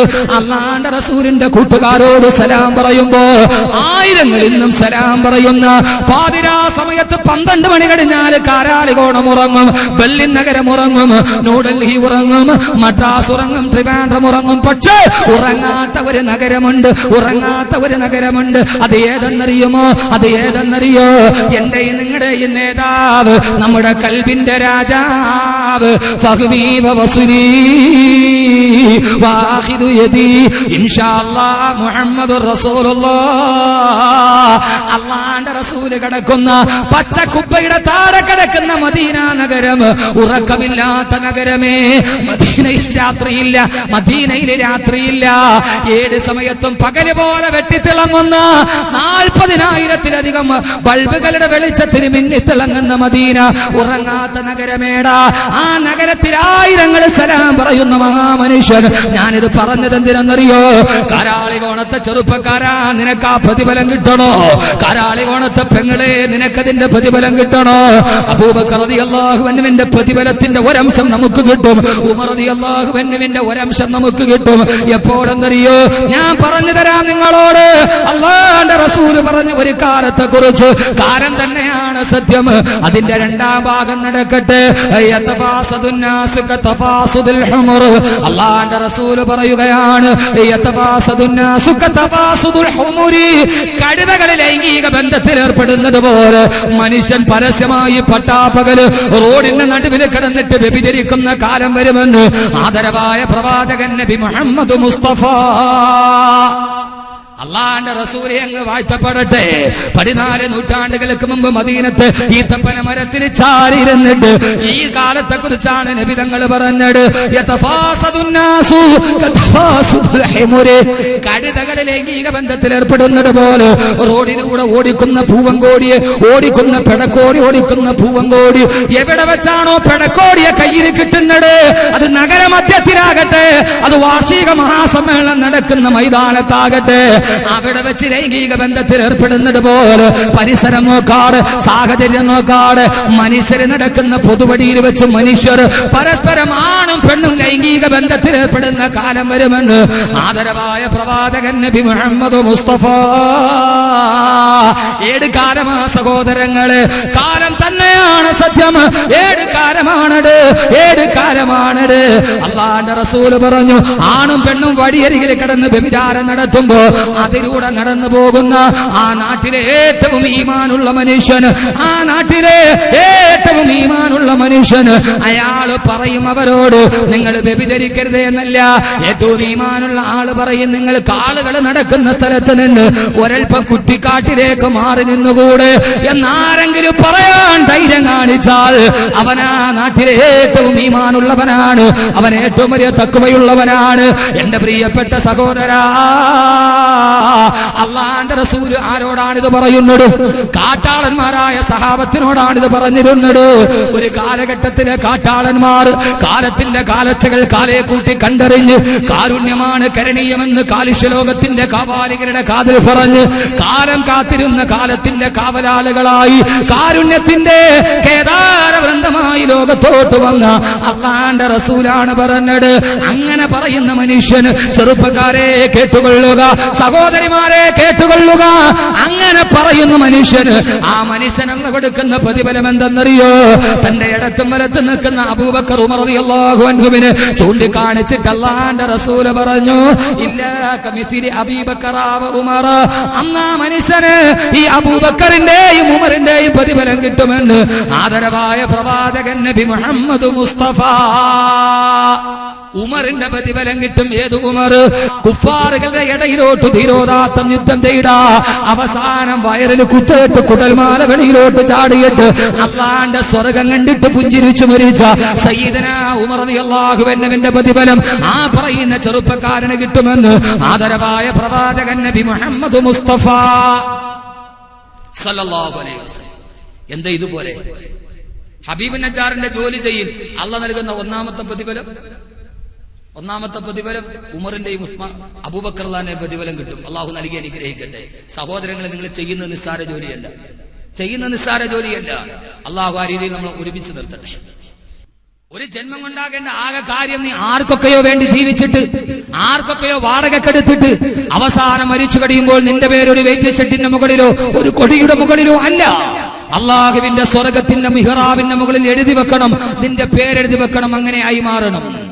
അതുകൊണ്ടല്ലേ അള്ളാഹുവിന്റെ പ്രവാചകൻ പറഞ്ഞത്, നളർതു ഇലാ ബാബിൽ ജന്നതി മക്തൂബൻ ബിസ്മി ഉസ്മാൻ. അള്ളാഹുവിന്റെ റസൂൽ പറഞ്ഞു, സഹോദരങ്ങളെ, ജന്മം കൊണ്ട് ഒരു സാഫല്യം ഉണ്ടാകണം. ആർക്കാണ് ജന്മം കൊണ്ട് സാഫല്യം ഉണ്ടാകേണ്ടത്? അറിയുമല്ലോ, ബഹുമാനപ്പെട്ട ബറാ ഇബ്നു മാലിക് റളിയല്ലാഹു അൻഹു. ആരാ ബറാ ഇബ്നു മാലിക് റളിയല്ലാഹു അൻഹു? അള്ളാഹുവിന്റെ റസൂലിന്റെ പ്രിയപ്പെട്ട സേവകൻ അനസ് ഇബ്നു മാലിക് റളിയല്ലാഹു തആല അൻഹുവിന്റെ സഹോദരനാണ് ബറാ ഇബ്നു മാലിക് റളിയല്ലാഹു അൻഹു. അല്ലാഹുവിന്റെ റസൂലിന്റെ കൂടെ നിന്ന ചെറുപ്പക്കാരൻ. എന്തിനാ എന്റെ പൊന്നു ചെറുപ്പക്കാരാ ഇങ്ങനെ ജീവിച്ചിട്ട് കാര്യമെന്താ? ഇങ്ങനെ മരിച്ചിട്ട് കാര്യമെന്താ? നാളെ മരിച്ചിട്ട് മരന്ന് കിടക്കുമ്പോ ആരൊക്കെയോ കുഴിമാടത്തിന് കൊണ്ടുപോയി ഇടുമെന്നല്ലാതെ അതിന്റെ അപ്പുറത്തേക്ക് എന്താ ജീവിതം കൊണ്ട് നടക്കാനുള്ളത്? പൊന്നു ചെറുപ്പക്കാരെ, ജീവിച്ചാൽ ഇങ്ങനെ ജീവിക്കണം. ആരാ? ബറാ ഇബ്നു മാലിക് റളിയല്ലാഹു അൻഹു. അല്ലാഹുവിന്റെ റസൂലിന്റെ കൂടെ നിന്ന സഹാബിയാണ്. ഏത് പ്രതിസന്ധി ഘട്ടം വരുമ്പോഴും അള്ളാന്റെ ദീനിന്റെ നിലനിൽപ്പ് അപകടത്തിലാകുമ്പോ അള്ളാന്റെ റസൂൽ ചോദിക്കും, ബറാ ഇബ്നു മാലിക് എവിടെ? ബറാ ഇബ്നു മാലിക് എവിടെ? ലബ്ബൈക വ സഅദൈക യാ റസൂലല്ലാഹ്. ഓ നബിയേ, ഞാൻ വരുന്നു നബിയേ, ഞാൻ വരുന്നു നബിയേ. കാരണം ബറായിന് സ്വന്തം ജീവിതം പ്രശ്നമല്ല, തന്റെ ജീവിതത്തെ കുറിച്ച് ചിന്തയില്ല. അള്ളാന്റെ ദീനിന് വേണ്ടി ജീവിക്കണം, അള്ളാഹ്ക്ക് വേണ്ടി ജീവിക്കണം. നാളെ മരിച്ചാൽ വീരപുരുഷ കേസരിയായിട്ട് ജീവിക്കണം. ഓരോ സമയത്തും ഓടി വരുമ്പോ അള്ളാന്റെ റസൂലിനോട് പറയും, നബിയേ യാ റസൂലല്ലാഹ്, എനിക്ക് മനസ്സിലൊരാഗ്രഹമുണ്ട് നബിയേ, അള്ളാന്റെ ദീനിന് വേണ്ടി ഷഹീദാകണം. അള്ളാഹ് തന്ന ജന്മം അള്ളാഹ്ക്ക് വേണ്ടി കൊടുക്കണം. എന്റെ ജന്മം മറ്റൊരാൾക്ക് വേണ്ടിയല്ല, മറ്റൊരുത്തന് വേണ്ടിയല്ല. അള്ളാഹ് തന്ന ജന്മം അള്ളാഹ്ക്ക് വേണ്ടി കൊടുക്കണം നബിയേ. ഷഹീദാകാൻ ദുആ ചെയ്യണേ യാ റസൂലല്ലാഹ്. സഹോദരങ്ങളെ, സഹോദരിമാരെ, അവര് ജീവിക്കാൻ ആഗ്രഹിച്ചവരല്ല, അവര് മരിക്കാൻ ആഗ്രഹിച്ചവരാണ്. ഓടി വന്നിട്ട് പറയുന്നത് എന്താ? മരിക്കണം നബിയേ, മരിക്കണം നബിയേ. അല്ലാഹുവിന്റെ റസൂൽ സല്ലല്ലാഹു അലൈഹി വസല്ലമയുടെ പട്ടാളക്കാര് മുസൈലിമത്തുൽ കദ്ദാബിനോട് പടപൊരുതുകയാണ്. മുസൈലിമത്തുൽ കദ്ദാബിന്റെ പട്ടാളക്കാർ റസൂലുള്ളാഹിയുടെ പട്ടാളക്കാര് ഒരൽപ്പം തോൽവിയുടെ ഘട്ടം വരെ എത്തുമ്പോ ബഹുമാനപ്പെട്ട സഹാബത്ത് മുഴുവനും ഭയചകിതരായി പോയി. ആ സമയത്ത് ബറാഅ റളിയല്ലാഹു അൻഹു ഊരിപ്പിടിച്ച വാളുമായിട്ട് മുന്നോട്ട് വന്നിട്ട് ചോദിച്ചു, അല്ലാഹ് തന്ന ജന്മം അല്ലാഹ്ക്ക് കൊടുക്കാനുള്ളവരാരാ? വിളിച്ചു ചോദിക്കുമ്പോ 7 ചെറുപ്പക്കാര് വലയത്തിൽ കൂടി 7 കൂട്ടുകാരെയും പിടിച്ചുകൊണ്ട് മുസൈലിമത്തുൽ കദ്ദാബിന്റെ പട്ടാളത്തിന്റെ മുമ്പിലോട്ട് എടുത്തു ചാടി. പട്ടാളക്കാര് മുഴുവനും ഒരൊറ്റ മനുഷ്യന്റെ ചെറുപ്പക്കാരെ എന്തിനാ അവര് കൂട്ടുകൂടിയതെന്നറിയോ? ആയൂര് പോയിട്ട് ബിവറേജസിന് കുപ്പി മേടിക്കാൻ ഷെയറിടാനല്ല, അതിനുവേണ്ടി നിനക്കൊരു കൂട്ടുകാരൻ ആവശ്യമില്ല. പാതിരാ സമയത്ത് പാറമടയിലെ പോലെ ചീട്ട് കളിക്കാനല്ല. എന്തിനെന്നറിയോ? അള്ളാന്റെ ദീൻ നഷ്ടപ്പെടുകയാണ്, റസൂലുള്ളാഹിക്ക് പരാജയം വരികയാണ്. അല്ലാഹ് തന്ന ജീവിതം ആരുണ്ടടാ പടച്ചറപ്പിന് വേണ്ടി കൊടുക്കാൻ? ഭാര്യ ഓർമ്മയില്ല, മക്കളെ ഓർമ്മയില്ല. 7 ചെറുപ്പക്കാര് പറഞ്ഞു, ബറായെ ഞങ്ങളുണ്ട്. മുസൈലിമത്തുൽ കദ്ദാബിന്റെ പട്ടാളക്കാരുടെ ഇടയിലേക്ക് 7 ചെറുപ്പക്കാർ ഊരിപ്പിടിച്ച വാളുമായി ഒരു വല്ലാത്ത ശബ്ദത്തോടെ ആഞ്ഞു കയറുമ്പോ 40,000 വരുന്ന ആളുകൾ ചിതറിത്തെറിച്ചു. അവര് കൊട്ടാരത്തിന്റെ ഉള്ളിലോട്ട് കയറി. ആ കൊട്ടാരത്തിന്റെ ഏറ്റവും വലിയ മതിലിന്റെ വാതിലടച്ച് കളഞ്ഞു. എന്നിട്ട് വാതിലിന്റെ പുറകുഭാഗത്ത് ഏറ്റവും വലിയ കൂട്ടം മതിലാണ്. ആ മതിലിന്റെ പുറകത്ത് നിന്നിട്ട്, മതിലിന്റെ പുറകിൽ ഒളിച്ചു നിന്നിട്ട് അവിടെ നിന്ന് അമ്പുകൾ ചെയ്യാൻ തുടങ്ങി. സഹോദരങ്ങളെ, സഹോദരങ്ങളെ, ഹർ കർബലാ കെ ബഅദ് ഇസ്ലാം സിന്ദാ ഹോഗാ, ഇസ്ലാം സിന്ദാ ഹോഗാ. 1000 കർബലകൾ നടക്കുകയാണ്. അല്ലാഹുവിന്റെ റസൂലിന്റെ സഹാബത്ത് അസ്ത്രങ്ങളേറ്റ് പെടഞ്ഞ് വീടുമ്പോ അവരെ തിരിച്ചക്രമിക്കാൻ കഴിയില്ല. കന്മതിലിന്റെ മറിവിലാണ്. ആ മതിൽ ചാടിക്കിടക്കാനും കഴിയില്ല. ഒളിയുദ്ധത്തിൽ റസൂലുള്ളാഹിയുടെ സഹാബത്ത് പിടഞ്ഞ് താഴെ വീടുമ്പോ ബറാഅ ചെറുപ്പക്കാരൻ എഴുന്നേറ്റ് നിന്നു. നിങ്ങൾ ആരെങ്കിലും ഓടി വരിക, ഒരു വലിയ ചക്രത്തിന്റെ മുകളിൽ എന്നെ ഇരുത്തുക. എന്നിട്ട് ആ ചക്രം ഇങ്ങനെ തൂക്കിയെടുത്തിട്ട് ആ മതിലിന്റെ മുകളിലോട്ട് വലിച്ചെറിയുക. അവരെന്നെ കൊന്നാലും ശരി, വേണ്ട ബറായെ, വേണ്ട, വേണ്ട ബറായെ, വേണ്ട. അവരുടെ ഇടയിൽ നീ പോയി വീടാ, അവര് നിന്നെ വെട്ടി നുറുക്കി കളയും ബറായെ. ഇല്ല ഇല്ല നബിയേ, ഞാൻ രക്തസാക്ഷിയായാൽ എനിക്ക് സ്വർഗമല്ലേ? അതല്ലെങ്കിൽ എന്റെ ശരീരത്തിന് ജീവനുണ്ടെങ്കിൽ അകത്ത് നിന്ന് വാതിൽ ഞാൻ തുറന്നു തരാൻ നബിയേ. ബറാഅ എന്ന ഒറ്റാളല്ലേ മരിക്കുകയുള്ളൂ. ഈ സഹാബത്ത് മരിക്കില്ലല്ലോ നബിയേ. അള്ളാന്റെ ദീൻ തകരില്ലല്ലോ നബിയേ. പോയാലൊരു ബറാഅ അല്ലേ, നിന്നാല് അള്ളാന്റെ ദീനല്ലേ. എനിക്കെന്റെ ജീവിതം പ്രശ്നമല്ല നബിയേ. അറിയണം ചെറുപ്പക്കാരാ, ആർക്കു വേണ്ടി എന്നറിയോ? 60,000 രൂപയ്ക്ക് വേണ്ടി അറബ് മാടിനെ വെട്ടുന്ന ലാഘവത്വത്തോട് ഒരു പച്ച ചെറുപ്പക്കാരനെ വെട്ടിമുറിക്കുന്ന അസുര രാഷ്ട്രീയത്തിന്റെ അസുരതന്ത്രങ്ങളല്ല. അള്ളാന്റെ ദീനിനു വേണ്ടി, പടച്ചറപ്പിന്റെ സ്വർഗത്തിന് വേണ്ടി ഒരു വലിയ തൊട്ടിയിലേക്ക് കയറ്റി. കാരണം എന്തെന്നറിയോ? ബറാഅ റളിയല്ലാഹു അൻഹു മെലിഞ്ഞ മനുഷ്യനാണ്, കറുത്തവനാണ്, തലമുടി കറുത്തവനാണ്.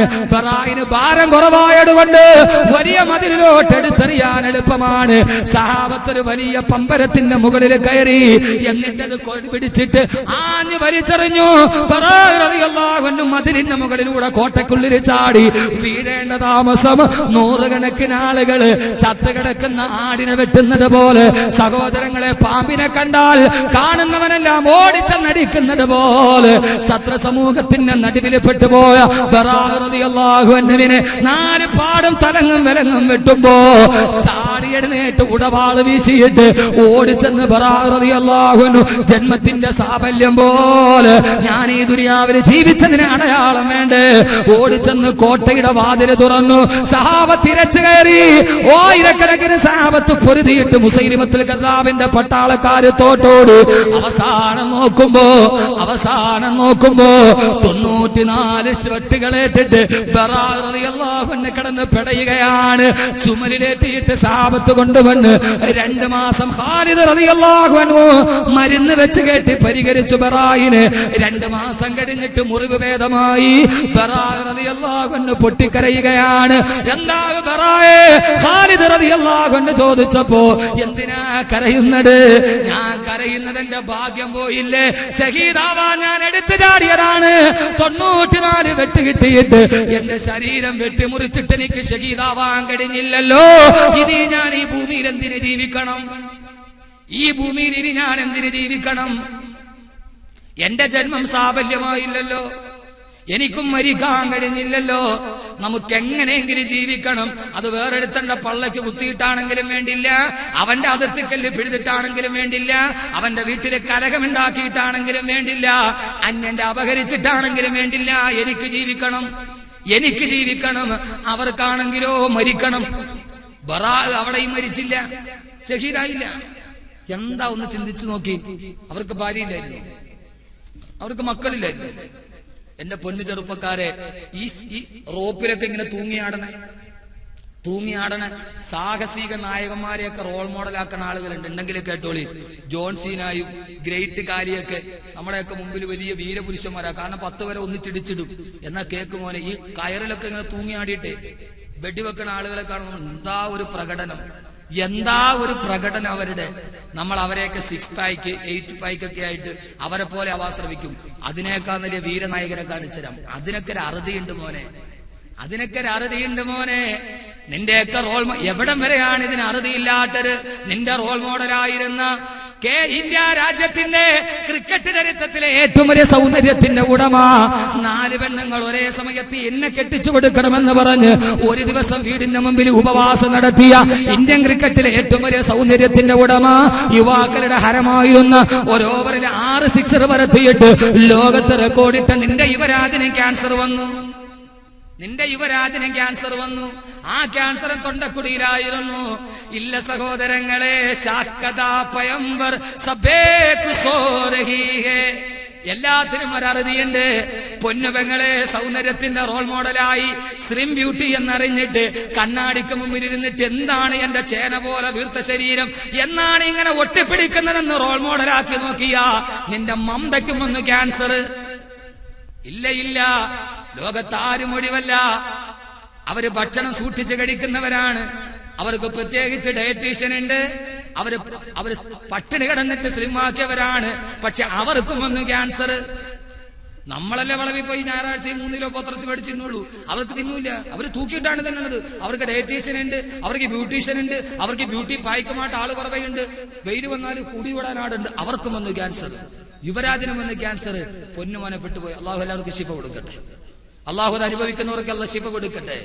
അതുകൊണ്ട് ഈ ലോകം നശ്വരമാണ്, ഈ ലോകം നശ്വരമാണ്.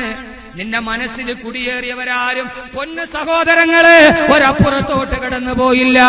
ലോകത്തിലെ ഏറ്റവും വലിയ ലോക പോലീസായ അമേരിക്കയെ ചൂണ്ടുവിരൽ കൊണ്ട് വിറപ്പിച്ചു നിർത്തിയ വെനിസ്വേലയുടെ പ്രസിഡന്റ് ഹൂഗോ ചാവേസിന് അമേരിക്കയുടെ പ്രസിഡന്റിനെ വിറപ്പിച്ചു. പക്ഷേ ചാവേസിനെ വിറപ്പിച്ചത് ക്യാൻസറാണ്. ചാവേസിനെ വിറപ്പിച്ചത് ക്യാൻസറാണ്.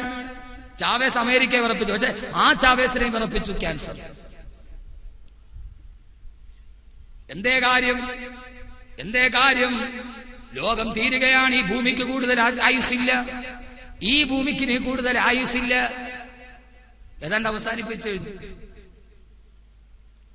അതുകൊണ്ട് ഈ ഭൂമിയിൽ ഇനി ഏതായാലും ഇനിയുള്ളത് മരിക്കലാണ്. മരിച്ചാൽ നന്നായിട്ട് മരിക്കും. ഈ ബറാ ഇബ്നു മാലിക് റളിയല്ലാഹു അൻഹു ആമിർ ഖാനെ അക്ഷയ് ഖാനെ റോൾ മോഡലാക്കുന്ന ചെറുപ്പക്കാരാ.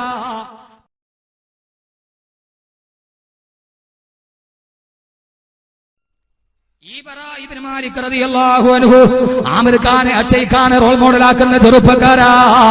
ദസ്തറിൽ വെച്ചിട്ടാണ് ഹുർമുസാന്റെ പട്ടാളക്കാരുമായി യുദ്ധമുണ്ടാകുന്നത്. ആ സമയത്ത് പട്ടാളക്കാർ ഏറെ പറയാൻ സമയമില്ല.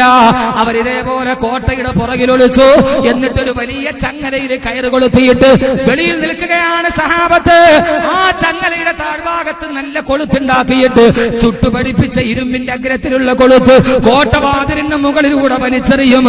ആ കൊളുത്ത് ഏത് സഹാബിയുടെ പള്ളയിലാണോ കൊളുത്തി കയറുന്നത്, ആ ചങ്ങല അപ്പുറത്ത് നിന്ന് അവര് വലിക്കുമ്പോ അയാള് പള്ളയിൽ കുടുങ്ങിയിട്ട് മുകളിലോട്ട് കയറി വരും. ആ മനുഷ്യന്റെ കുടൽമാലകൾ കീറിപ്പോകും. 18 സഹാബത്തിനെയാണ് ഇങ്ങനെ. എന്ത് ചെയ്യണമെന്നറിയില്ല.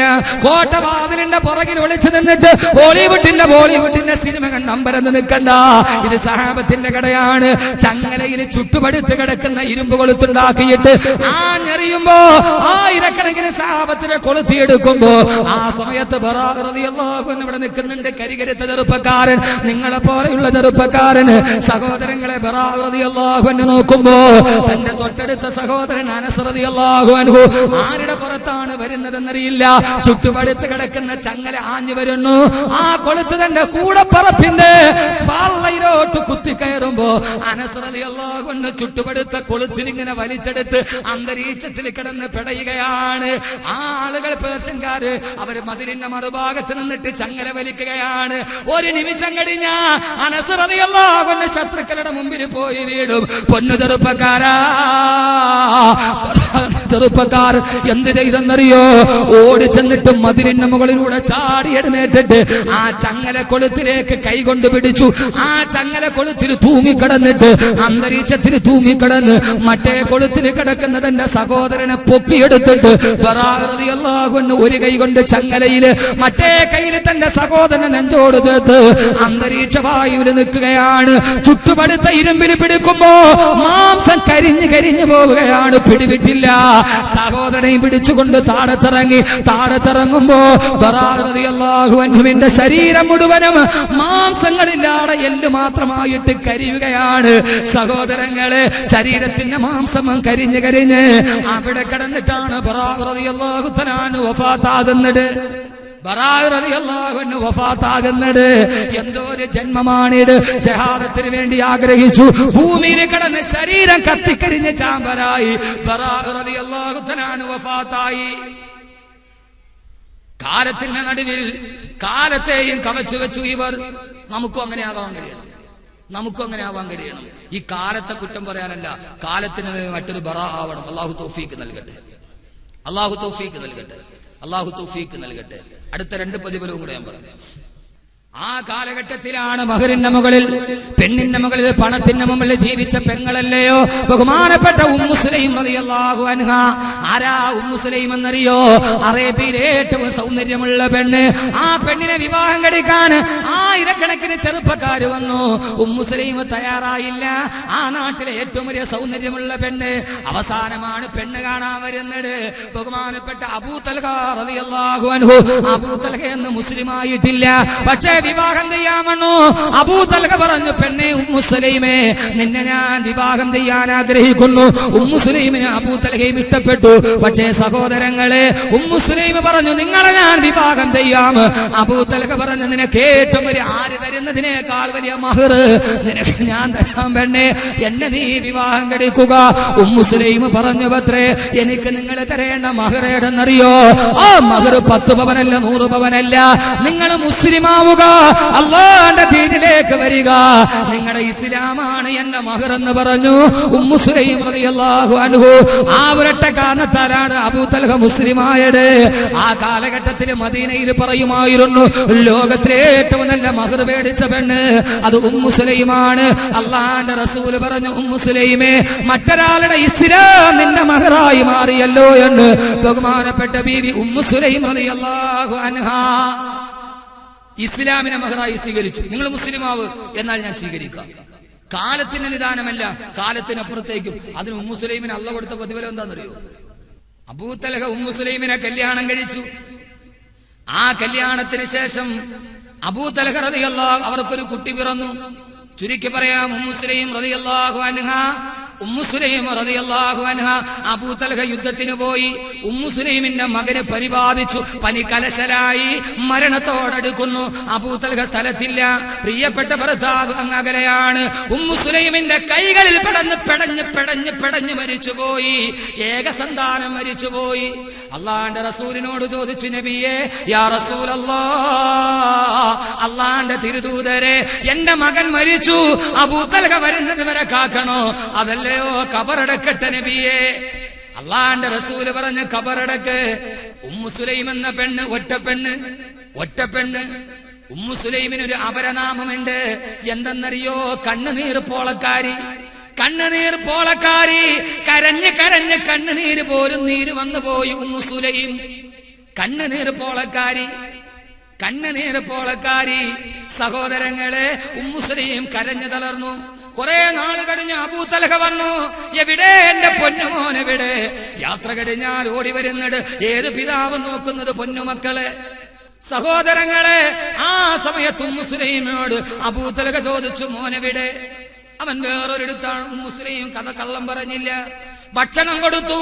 ഏറെ നാളത്തെ വിയോഗത്തിന് ശേഷം വന്നതാണ്. വീട് കൂടി, ശാരീരിക ബന്ധത്തിൽ ഏർപ്പെട്ടു. അത് കഴിഞ്ഞ് ഇങ്ങനെ കിടക്കുമ്പോൾ തന്റെ പ്രിയപ്പെട്ട ഭർത്താവിന്റെ മുഖം തന്റെ മുഖത്തേക്ക് വെച്ചിട്ട് ഉമ്മു സുലൈം ചോദിച്ചു, ഭർത്താവേ, പെങ്ങളെ കാലത്തിനെ അതിജീവിക്കുന്നവർക്ക് ഇത് പറയാൻ കഴിയൂ. അല്ലാത്തൊരു പെണ്ണിന് കഴിയില്ല, നിനക്ക് കഴിയില്ല, എനിക്ക് കഴിയില്ല. കാരണം എന്തെന്നറിയോ? മകൻ മരിച്ചിട്ട് മണ്ണിന്റെ അടിയിൽ കബറിട്ട് മൂടിയിരിക്കുകയാണ്. ഭർത്താവിനോട് ചോദിച്ചു, ഭർത്താവേ, ഒരാള് നമ്മുടെ കയ്യിൽ ഒരു സാധനം അമാനത്തായിട്ട് തന്നു. അയാള് തിരിച്ചു വിളിച്ചാൽ തിരിച്ചു ചോദിക്കുമ്പോൾ അത് കൊടുക്കണ്ടേ? മുസ്ലിമിനോട് അബൂ തൽഹ പറഞ്ഞു, കൊടുക്കണം. മുസ്ലിം പറഞ്ഞു, എന്നാൽ നമ്മുടെ പൊന്നുമോൻ അല്ലാഹ് നമുക്ക് തന്ന അമാനത്തല്ലയോ? അവനെ അല്ലാഹു തിരിച്ചു വിളിച്ചു. അവൻ മണ്ണിന്റെ അടിയിലേക്ക് പോയി. സഹോദരങ്ങളെ, അബൂ തൽഹ വാവിട്ട് കരഞ്ഞുപോയി. ഉമ്മു സുലൈം രണ്ടുപേരും ആ ദുഃഖം കെട്ടിപ്പിടിഞ്ഞ് കരഞ്ഞു തീർത്തു. അങ്ങനെയാവണം.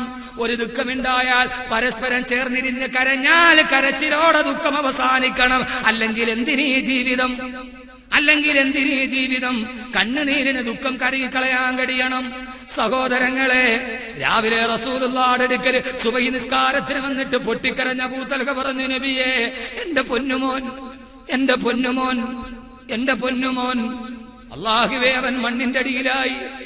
ഞാൻ എങ്ങനെ സഹിക്കും നബിയേ? സഹിക്കാൻ കഴിയില്ല സഹോദരങ്ങളെ, മകന്റെ മരണം. അതുകൊണ്ടാണ് ഞാൻ ഇവിടെ വാതിന് കയറി വരുമ്പോ പേടുവിള നസീമിന്റെ അടുത്ത് പറഞ്ഞത്, എന്റെ പൊന്നുമകൻ ഈ മണ്ണിന്റെ അടിയിലുണ്ടെന്ന് ദുആ ചെയ്യണേ എന്ന്. അല്ലാഹു ആ പൊന്നുമോനെ കബറിടം വിശാലമാക്കി കൊടുക്കട്ടെ. ഈ കുട്ടികളുടെ കൂടെ ഓടിക്കളിക്കേണ്ടവൻ, ഇവിടെ നിന്നിങ്ങനെ കേൾക്കേണ്ടവൻ. അല്ലാഹുവേ, നിന്നോട് ഈ പാതിരാത്രിയിൽ ഞങ്ങൾ ചോദിക്കുന്നു, ഞങ്ങൾ ജീവിച്ചിരിക്കുമ്പോ ഞങ്ങളുടെ മക്കളുടെ കബറിൽ പിടിമണ്ണ് വാരിടേണ്ട ഒരവസ്ഥ ഞങ്ങളിൽ ആർക്കും നീ വരുത്തല്ലേ അല്ലാ. സഹിക്കാൻ കഴിയില്ല ഒരു പിതാവിന്. സഹോദരങ്ങളെ, അള്ളാന്റെ റസൂല് കെട്ടിപ്പിടിച്ച് ആശ്വസിപ്പിച്ചിട്ട് പറഞ്ഞു, അബൂ തൽഹ, ഇന്നലെ നിങ്ങൾ നടത്തിയ ശാരീരിക ബന്ധത്തിൽ ഒരു കുട്ടി പറക്കുന്നു. ആ കുട്ടിയിൽ അള്ളാഹു നിനക്ക് ബറക്കത്ത് ചെയ്യട്ടെ. എല്ലാം സഹിച്ചു ഉമ്മു സുലൈം പൊട്ടിക്കരഞ്ഞ് തളർന്നിരുന്നു. Ummu Sulaim വീട്ടുവാതുക്ക്. സഹോദരങ്ങളെ, ഉമ്മു സുലൈം ഗർഭിണിയായി. ആ ബന്ധത്തിൽ ഒരു കുഞ്ഞു പിറന്നു. ആ കുഞ്ഞ് ആൺകുട്ടിയായിരുന്നു. ആളുകൾ പറഞ്ഞു, അള്ളാന്റെ റസൂലിന്റെ അടുത്തെത്തിക്കുന്നതിന് മുമ്പ് ഈ കുഞ്ഞിനാരും മുലപ്പാല് കൊടുക്കരുതേ. ആ കുഞ്ഞിനെയും കൊണ്ട് അബൂ തൽഹ ഓടി റസൂലുള്ളാഹിയുടെ അടുക്കല്. നബിയേ, പിറന്ന നബിയേ, കൺമണി. അള്ളാന്റെ റസൂല് മടിയിൽ കിടത്തി. എന്തോ ഒരു ഭാഗ്യമാണ്. അള്ളാന്റെ റസൂലും മടിയിൽ കിടത്തി. തന്റെ റിസാലത്തിന്റെ നാവിൽ നിന്ന് ഉമിനീരെടുത്ത് ആ പൊന്നുമോന്റെ നാക്കിൽ വെച്ചു. എന്നിട്ട് വലത്തെ ചെവിയിൽ ബാങ്കും ഇഖാമത്തും കൊടുത്തു. റസൂലുള്ളാഹ് ആ കുഞ്ഞിനൊരു പേരിട്ടു, അബ്ദുല്ലാഹ്. റസൂലുള്ളാഹ് വിളിച്ചു, അബ്ദുല്ലാഹ്. സഹോദരങ്ങളെ, ഒരു രാത്രിയിൽ തന്റെ ഭർത്താവിന്റെ ഇസ്ലാം മഹറായി സ്വീകരിച്ചിട്ട് പണത്തിന്റെ നടുവിൽ കിടന്നുറങ്ങാട് കാലത്തിന്റെ മുകളെ നടന്നു ഉമ്മു സുലൈം. പക്ഷേ പിന്നീട് ചരിത്രം നിങ്ങൾക്കറിയോ? ആ അബ്ദുല്ലാക്ക് പിറന്ന 10 തലമുറയിലും മുഴുവൻ മക്കളും ഹാഫിളീങ്ങളായി മാറി. ആ അബ്ദുല്ലാക്ക് പിറന്ന മക്കൾ, ആ അബ്ദുല്ലക്ക് 9 മക്കൾ പിറന്നു. 9 പേരും ഖുർആൻ മനപ്പാഠമാക്കിയ ഹാഫിളീങ്ങളായി. അബ്ദുള്ളയുടെ 9 തലമുറ, ആ 9 തലമുറയിലും സർവ്വമക്കളും ഖുർആൻ മനപ്പാഠമാക്കിയ ഹാഫിളീങ്ങളായി മാറി. സഹോദരങ്ങളെ ആവണ്ടേ, സഹോദരിമാരെ ആവണ്ടേ, അല്ലാഹു തൗഫീഖ് നൽകട്ടെ. അതുകൊണ്ട് ഖുർആൻ പറഞ്ഞ 2ാമത്തെ പുരുഷനെ പരിചയപ്പെടുത്തുകയാണ്.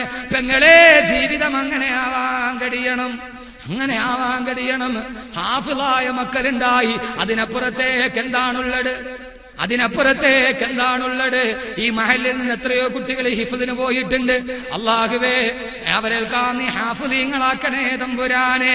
എത്രയോ പെൺമക്കള് നമ്മുടെ ഇവിടത്തെ ബനാത്തിന് ഹിഫ്ദിന് പഠിക്കുന്നുണ്ട്.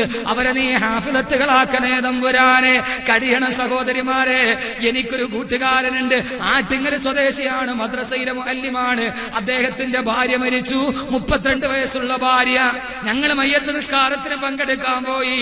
ആ പെണ്ണിന്റെ മയ്യത്ത് നിസ്കരിക്കാൻ കേരളത്തിലെ ഭൂരിഭാഗം ആലിമീങ്ങളും എത്തി.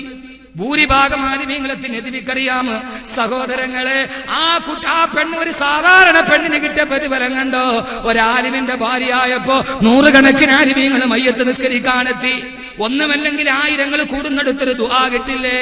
11 വയസ്സുണ്ട്, പൊന്നുമോൻ ഹാഫിളാണ്. എല്ലാവരും ഉമ്മയെ കൊണ്ടുപോയി കബറടക്കി മണ്ണിട്ട് മൂടി. എല്ലാവരും ഞാനടക്കമുള്ളവര് തിരിച്ചു നടക്കുമ്പോ 11 വയസ്സുള്ള പൊന്നുമോൻ കബറിടത്തിൽ നിന്ന് പൊട്ടിക്കരയുകയാണ്. തൊപ്പിയുണ്ട്, അവന് വെള്ള ജുബ്ബയുണ്ട്, പൊട്ടിക്കരയുകയാണ്. ഉമ്മയുടെ കബറിടത്തിന്റെ മുന്നിൽ പൊട്ടിക്കരഞ്ഞിട്ട് എല്ലാവരും മാറി നിന്ന് വർത്തമാനം പറഞ്ഞു. മണ്ണിന്റെ അടിയിലെ ഉമ്മയെ മറന്നു. ആ സമയത്താണ് ഈ പൊന്നുമോൻ ഒതുവെടുത്ത് പള്ളിയിൽ കയറി, ഉമ്മാനെ കബറടക്ക പള്ളിക്കകത്ത് കയറി. എന്നിട്ട് ഖുർആൻ എടുത്തിട്ട് ഒച്ചത്തിലങ്ങ് ഓതാൻ തുടങ്ങി. ബിസ്മില്ലാഹിർ റഹ്മാനിർ റഹീം, അലിഫ് ലാം മീം, ദാലികൽ കിതാബു ലാ റൈബ ഫീഹി ഹുദൽ ലിൽ മുത്തഖീൻ. ആ ഖുർആൻ ഓതാൻ തുടങ്ങി. എല്ലാവരും വിചാരിച്ചു ഇവനെന്തേ മാനസിക നില തെറ്റിയോ. 25 മിനിറ്റ് കഴിഞ്ഞു. ആ കുട്ടി മെല്ലെ പള്ളിയിൽ നിന്നിറങ്ങി. ആരാണ് പെങ്ങളെ കാരാളികോണത്തെ പള്ളിയുടെ കബറിന്റെ അടിയിൽ നിന്നെ അടക്കിയിട്ട് പോയാ? ഏത് മക്കളാണ് പള്ളിക്കകത്ത് കയറി ഖുർആൻ ഓതുന്നത്? ഏത് കാഴ്ചയാണ് നമ്മൾ ഇതുവരെ കണ്ടിട്ടുള്ളത്? സഹോദരങ്ങളെ, 11 വയസ്സുള്ള പൊന്നുമോന്, ആ പൊന്നുമോൻ നേരെ ഉമ്മാന്റെ കബറിന്റെ അടുക്കൽ വന്ന് കൈപൊക്കിയിട്ട് പൊട്ടിക്കരഞ്ഞിട്ട് അങ്ങോട്ട് ദുആ ചെയ്യാൻ തുടങ്ങി. കണ്ണുനീര് തടം തല്ലിയാ തൊടുകയാണ്. ആ സമയത്ത് ഞങ്ങളാണ് ഓടിച്ചെന്ന് പിടിച്ചത്. മോനെ, എന്ത് പറ്റിപ്പോയി? എന്ത് പറ്റിപ്പോയി മോനെ? എന്തേ നീ ഇങ്ങനെ കരയുന്നതെന്താ? ഞാനാണ് പറഞ്ഞത് മോനെ പോകട്ടെ, ഉമ്മയെ നാളെ നിനക്ക് സ്വർഗത്തിൽ കാണാമെന്ന്. ആ കുട്ടി പറഞ്ഞ വാക്ക് നിങ്ങൾക്കറിയോ? ആ കുട്ടി പറഞ്ഞു, ഉസ്താദേ, എന്റെ ഉമ്മ എനിക്ക് സ്വർഗത്തിൽ കാണാമെന്ന് എനിക്ക് ഉറപ്പാണ്. 11 വയസ്സേ ഉള്ളൂ. ഉസ്താദേ, നിങ്ങൾക്കറിയോ, 3 വർഷം മുമ്പ് നിങ്ങൾ ഇവിടെ വന്നിട്ട് വരുമ്പോ അന്ന് ഹാഫിളീങ്ങളുടെ പ്രതിഫലം പറയുമ്പോ എന്റെ ഉമ്മയാണ് കയ്യിൽ കിടന്ന സ്വർണ്ണമോതിരം മൂരി തന്നിട്ട് ആ മോതിരം നിന്നിട്ട് എന്റെ മകനെ ഹാഫിളാക്കണമെന്ന് ദുആ ചെയ്യാൻ പറഞ്ഞത്. അത് കേട്ടിട്ടാണ്, നിങ്ങളുടെ വയത് കേട്ടിട്ടാണ് എന്റെ ഉമ്മ എന്നെ ഹാഫിളാക്കാൻ വിട്ടത്. 3 ദിവസം മുമ്പ് ഞാൻ ഹാഫിളായി. എന്റെ ഉമ്മ എന്നെ കെട്ടിപ്പിടിച്ചിട്ട് പറഞ്ഞു, മോനെ, സ്വർഗത്തിൽ നീ എന്നെ കൈ പിടിച്ചിട്ട് കയറ്റില്ലേ എന്ന്. ഒരു ഹാഫിളിന് 40 പേരെ ശുപാർശ ചെയ്യാം, നീ എന്നെ കൈ പിടിച്ചിട്ട് കയറ്റില്ലേ പൊന്നുമോനെ എന്ന് കെട്ടിപ്പിടിച്ച് കരഞ്ഞ ഉമ്മ. ആ ഉമ്മ ഇന്ന് മണ്ണിന്റെ അടിയിലാണ്.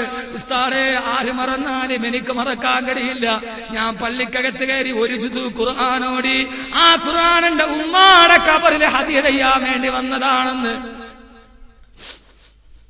ആ ഖുർആൻ എന്റെ ഉമ്മാന്റെ കബറിന്റെ ചാരത്ത് ഞാൻ ഹദിയ ചെയ്യാൻ വന്നതാണെന്ന്. അള്ളാഹു നമ്മുടെ മക്കളെ അങ്ങനെ ആക്കി തരട്ടെ. കഷ്ടപ്പെട്ട് വളർത്തിയിട്ട് ദുനിയാവിൽ ഒരു തുള്ളി വെള്ളം തന്നില്ലെങ്കിലും പ്രശ്നമില്ല, നമുക്ക് വേറൊരാൾ വെള്ളം തരാനുണ്ട്. പക്ഷെ ആരും വെള്ളം തരാനില്ലാത്തടത്ത് ഒരു തുള്ളി വെള്ളം കുടിപ്പിക്കുന്ന പൊന്നുമക്കളാക്കി അള്ളാഹുവേ ഞങ്ങളുടെ മക്കളെ നീ ആക്കണേ തമ്പുരാനെ, ആക്കണേ തമ്പുരാനെ. അങ്ങനെയുള്ള മക്കളുണ്ടാവണം. അതിന് കാലത്തെ കുറ്റം പറയാതെ ജീവിക്കണം. റാബിയത്ത് എന്ന സഹോദരി ദുനിയാവിൽ വല്ലാതെ കഷ്ടപ്പെട്ട് ജീവിച്ചു. സഹോദരങ്ങളെ, എത്രയെടുത്ത് ജോലി ചെയ്തിട്ടവരുണ്ടാക്കിയ കമ്മലായിരിക്കാം. മരിക്കുന്ന സമയത്ത് ക്യാൻസർ വന്നിട്ട് വേദന നിന്ന് അസ്ഥിയും കോലവുമായിട്ടവര് മാറി. ഇന്ന് രാവിലെ നമ്മുടെ ഇടയിൽ നിന്നവര് വിട പറഞ്ഞു. ഉമ്മാനെ കവറടക്കിയിട്ട് ആ ഉമ്മാന്റെ സ്വർണ്ണക്കശനം പിച്ചി ചീന്തിയില്ല. ഉസ്താദേ, ദുആ ചെയ്യണമെന്ന് മകനാണ് തന്നത്. അല്ലാഹുവേ, ആ ഉമ്മയെയും മകനെയും നീ നാളെ സ്വർഗത്തിൽ ഒരുമിച്ച് കൂട്ടണേ തമ്പുരാനെ, സ്വർഗത്തിൽ ഒരുമിച്ച് കൂട്ടണേ തമ്പുരാനെ. അവര് ജീവിതത്തിൽ എന്തെങ്കിലും തെറ്റുകൾ ചെയ്തിട്ടുണ്ടെങ്കിൽ അല്ലാഹുവേ നീ വെറുത്തു മാപ്പാക്കണേ തമ്പുരാനെ. അല്ലാഹുവേ, നാളെ ഈ മക്കളെയും കാത്ത് സ്വർഗത്തിന്റെ കവാടത്തിൽ പുഞ്ചിരിക്കുന്നവരാകി അവരെ നീ മാറ്റിക്കൊടുക്കണേ തമ്പുരാനെ. അല്ലാഹുവേ, തൗഫീക്ക് നൽകണേ തമ്പുരാനെ, തൗഫീക്ക് നൽകണേ തമ്പുരാനെ. അല്ലാഹുവേ, ഞങ്ങളുടെ ഉമ്മമാർക്കും നീ ആ പ്രതിഫലം നൽകി അനുഗ്രഹിക്കണേ തമ്പുരാനെ, അനുഗ്രഹിക്കണേ തമ്പുരാനെ. അല്ലാഹുവേ, ബഹുമാനപ്പെട്ട ഹബീബുൻ നജ്ജാർ റളിയല്ലാഹു അൻഹു സഹോദരങ്ങളെ ഇടപെടണം, ജീവിതത്തിൽ നന്മയോടെ ജീവിക്കണം. അള്ളാഹ് നൽകുന്ന പ്രതിഫലം എന്താ? പറഞ്ഞു പിരിയാം. ചെറിയ പ്രതിഫലമല്ല. ഒന്ന് അബൂബക്കർ റളിയല്ലാഹു അൻഹുവിന്റെ, ഉമർ റളിയല്ലാഹു അൻഹുവിന്റെ പ്രതിഫലം കിട്ടും. 2 ബിമാ ഗഫറലി റബ്ബി വജഅലനി മിനൽ മുകറമീൻ. 2 പ്രതിഫലം യാസീൻ ഓതിയാ പോരാ, അത് പഠിക്കണം. 2 പ്രതിഫലം. കരാളികോണത്തെ ചെറുപ്പക്കാരെ, എന്റെ പ്രിയപ്പെട്ട ചെറുപ്പക്കാരെ, അള്ളാഹ് തരുന്ന, നിനക്ക് തരുന്ന പ്രതിഫലം എന്താ? ഈ കാലഘട്ടത്തിൽ ബാങ്ക് വിളിക്കുമ്പോ പള്ളിയിൽ നിസ്കരിച്ച് നന്മയുടെ ഭാഗത്ത് നിന്ന് ഈ വന്ന നിലനിൽപ്പ് തുടർന്നു പോയാൽ അള്ളാഹ് തരുന്ന പ്രതിഫലം എന്താ? അല്ലാഹുവിന്റെ ഖുർആൻ പറയുന്നു, ബിമാ ഗഫറലി റബ്ബി വജഅലനി മിനൽ മുകറമീൻ. ഒന്നാമത്തെ പ്രതിഫലം, എന്റെ പൊന്നു ചെറുപ്പക്കാരെ, ഇതേവരെ നിങ്ങൾ തെറ്റ് ചെയ്തവരായിരുന്നു. കള്ളു കുടിക്കുന്നവരുണ്ടാകാം, ചീട്ട് കളിച്ചവരുണ്ടാവാം, ആഭാസങ്ങൾ പറഞ്ഞവരുണ്ടാകാം. ഇന്ന് ഞങ്ങളുടെ പള്ളിയിലെ ഇമാമ് വന്ന് ഞങ്ങളോട് പറഞ്ഞപ്പോൾ ഞങ്ങളത് കേട്ടിട്ട് പള്ളിയിൽ കയറിയവരാണ്. ആ ഒരൊറ്റ കാര്യം, വല്ലാഹി പടച്ച തമ്പുരാനെ തന്നെയാണ് സത്യം, നിങ്ങളുടെ ഇന്നലകളിലെ പാപങ്ങൾ അല്ലാഹു പുറത്തു കഴിഞ്ഞു. ഒരു വലിയ അവസരമാണ്, പക്ഷെ തിരിച്ചു പോകരുത്. നിങ്ങളുടെ ഇന്നലകളിലെ പാപങ്ങൾ അല്ലാഹു പുറത്തു കളഞ്ഞു. അല്ലാഹു തൗഫീഖ് നൽകട്ടെ. 2 പാപങ്ങൾ പൊറുക്കപ്പെട്ടാലോ? ഹബീബുൻ നജ്ജാർ പറയുകയാണ്, വജഅലനി മിനൽ മുകറമീൻ. അല്ലാഹു അവനെ ഏറ്റവും ആദരിക്കപ്പെട്ടവരിൽ അവനെ ഉൾപ്പെടുത്തുക തന്നെ ചെയ്യും. പൊന്നുമോനെ, നീ ആരെന്നറിയുമോ? ഇപ്പോൾ നീ ആരെന്നറിയോ? എലവുമൂട്ടിലോ വളവിലോ കാരാളികോണത്തോ ഇതേവരെ ജീവിച്ചിരുന്നവനല്ല നീ. അള്ളാന്റെ ബാങ്ക് കേട്ടപ്പോ പള്ളിയിലെത്തിയെങ്കിൽ വല്ലാഹി ഖുർആനാണ് പറഞ്ഞത്, ജീവിതത്തിൽ ഇന്നലെ ചെയ്ത സർവ്വ പാപങ്ങളും പൊറുക്കപ്പെട്ടിട്ട് ഇന്ന് നീ ആരെന്നറിയോ? വജഅലനി മിനൽ മുകറമീൻ. അല്ലാഹു ഏറ്റവും ആദരിച്ചവനാണ് നീ, അല്ലാഹു ഏറ്റവും ഇഷ്ടപ്പെട്ടവനാണ് നീ. പക്ഷേ നീ ആരാകണം? ജീവിതത്തിൽ മാറ്റി നിന്നവനാകണം. എന്തേ ചെറുപ്പക്കാരെ കടിയില്ല? എന്തേ കടിയില്ല? നിങ്ങൾക്കറിയില്ലേ ഖുർആൻ രണ്ടാമത് പറയുന്ന പുരുഷനാരാ? വഖാല റജുലുൻ മുഅ്മിനുൻ മിൻ ആലി ഫിർഔന യക്തുമു ഈമാനഹു അതഖ്തുലൂന റജുലൻ അയ്യഖൂല റബ്ബിയല്ലാഹ്.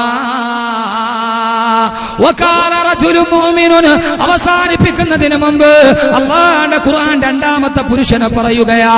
കാലത്തിന്റെ മുകളിൽ എഴുന്നേറ്റ് നിന്ന പുരുഷൻ അതാരെന്നറിയോ?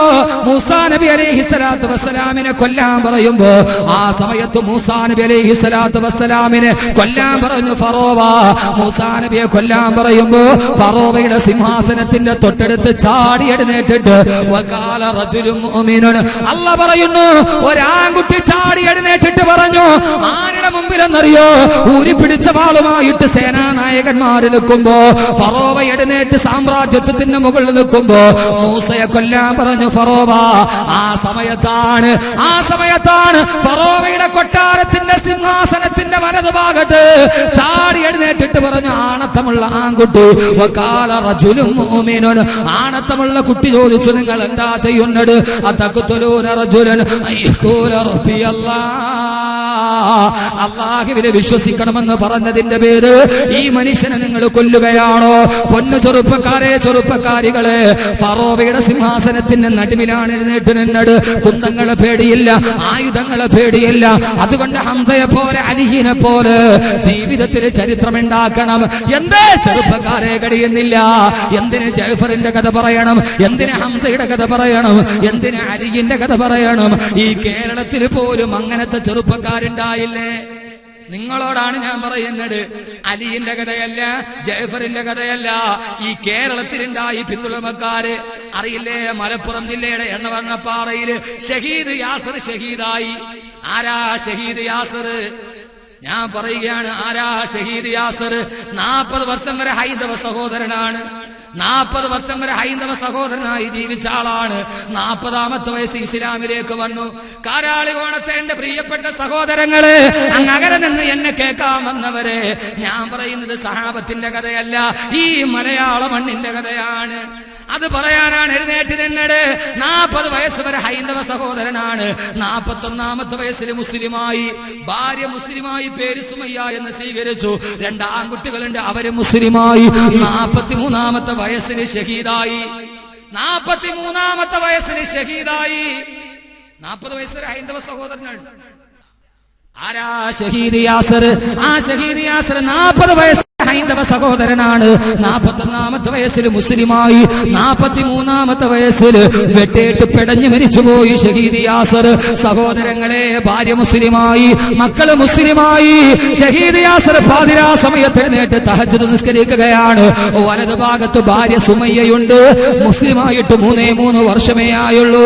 നിസ്കാരം കഴിഞ്ഞിട്ട് വെളിയിലോട്ട് ഇറങ്ങുമ്പോ അതാ എടവണ്ണപ്പാറ ജുമാ മസ്ജിദിൽ ബാങ്ക് വിളിക്കാൻ പോകുന്നു. സുബഹി നിസ്കരിക്കാൻ വേണ്ടി തഹജ്ജുദ് നിസ്കരിച്ചിട്ട് യാസർ എന്ന ചെറുപ്പക്കാരൻ വെളിയിലോട്ട് ഇറങ്ങുമ്പോ അടുത്ത് നിന്ന് ഭാര്യ, ആരുടെ വീടാണിത്? 3 വർഷമായതേ മുസ്ലിമായിട്ടുള്ളൂ. ആ വീട്ടിൽ ഭാര്യയും ഭർത്താവും മക്കളും തഹജ്ജുദ് എഴുന്നേറ്റിട്ട് നിസ്കരിക്കുന്നുണ്ട്. സഹോദരങ്ങളെ, ഇന്നേത് വീട്ടിലാണ്? നമ്മുടെ വീട്ടിലുണ്ടോ? അവര് 3 വർഷം കൊണ്ട് ഇസ്ലാമിനെ പഠിച്ചു. ഇസ്ലാം വീട്ടിട്ട് ഇറങ്ങുമ്പോ പള്ളിയിലേക്ക് നിസ്കരിക്കാൻ പോവുകയാണ്. ഭാര്യ സുമയ്യ എഴുന്നേറ്റ് യാസറിന്റെ കയ്യിൽ പിടിച്ചിട്ട് പറഞ്ഞു, പോകരുത്, ഇരുട്ടാണ്, വെളിയിൽ നിങ്ങൾ ഇറങ്ങി പോകരുത്.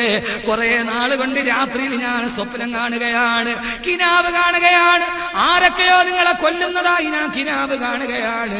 അതുകൊണ്ട് നിങ്ങൾ ഇന്ന് പോകണ്ട, നമുക്കിന്ന് ജമാഅത്തായിട്ട് സുബഹി നമ്മുടെ വീട്ടിൽ നിസ്കരിക്കാം. ആരാ പറയുന്നത്? 3 വർഷം കൊണ്ട് മുസ്ലിമായിട്ട് 3 വർഷം പിന്നിട്ട പെണ്ണ്. കൊതിക്കണം പെങ്ങളെ, കൊതിക്കണം പെങ്ങളെ.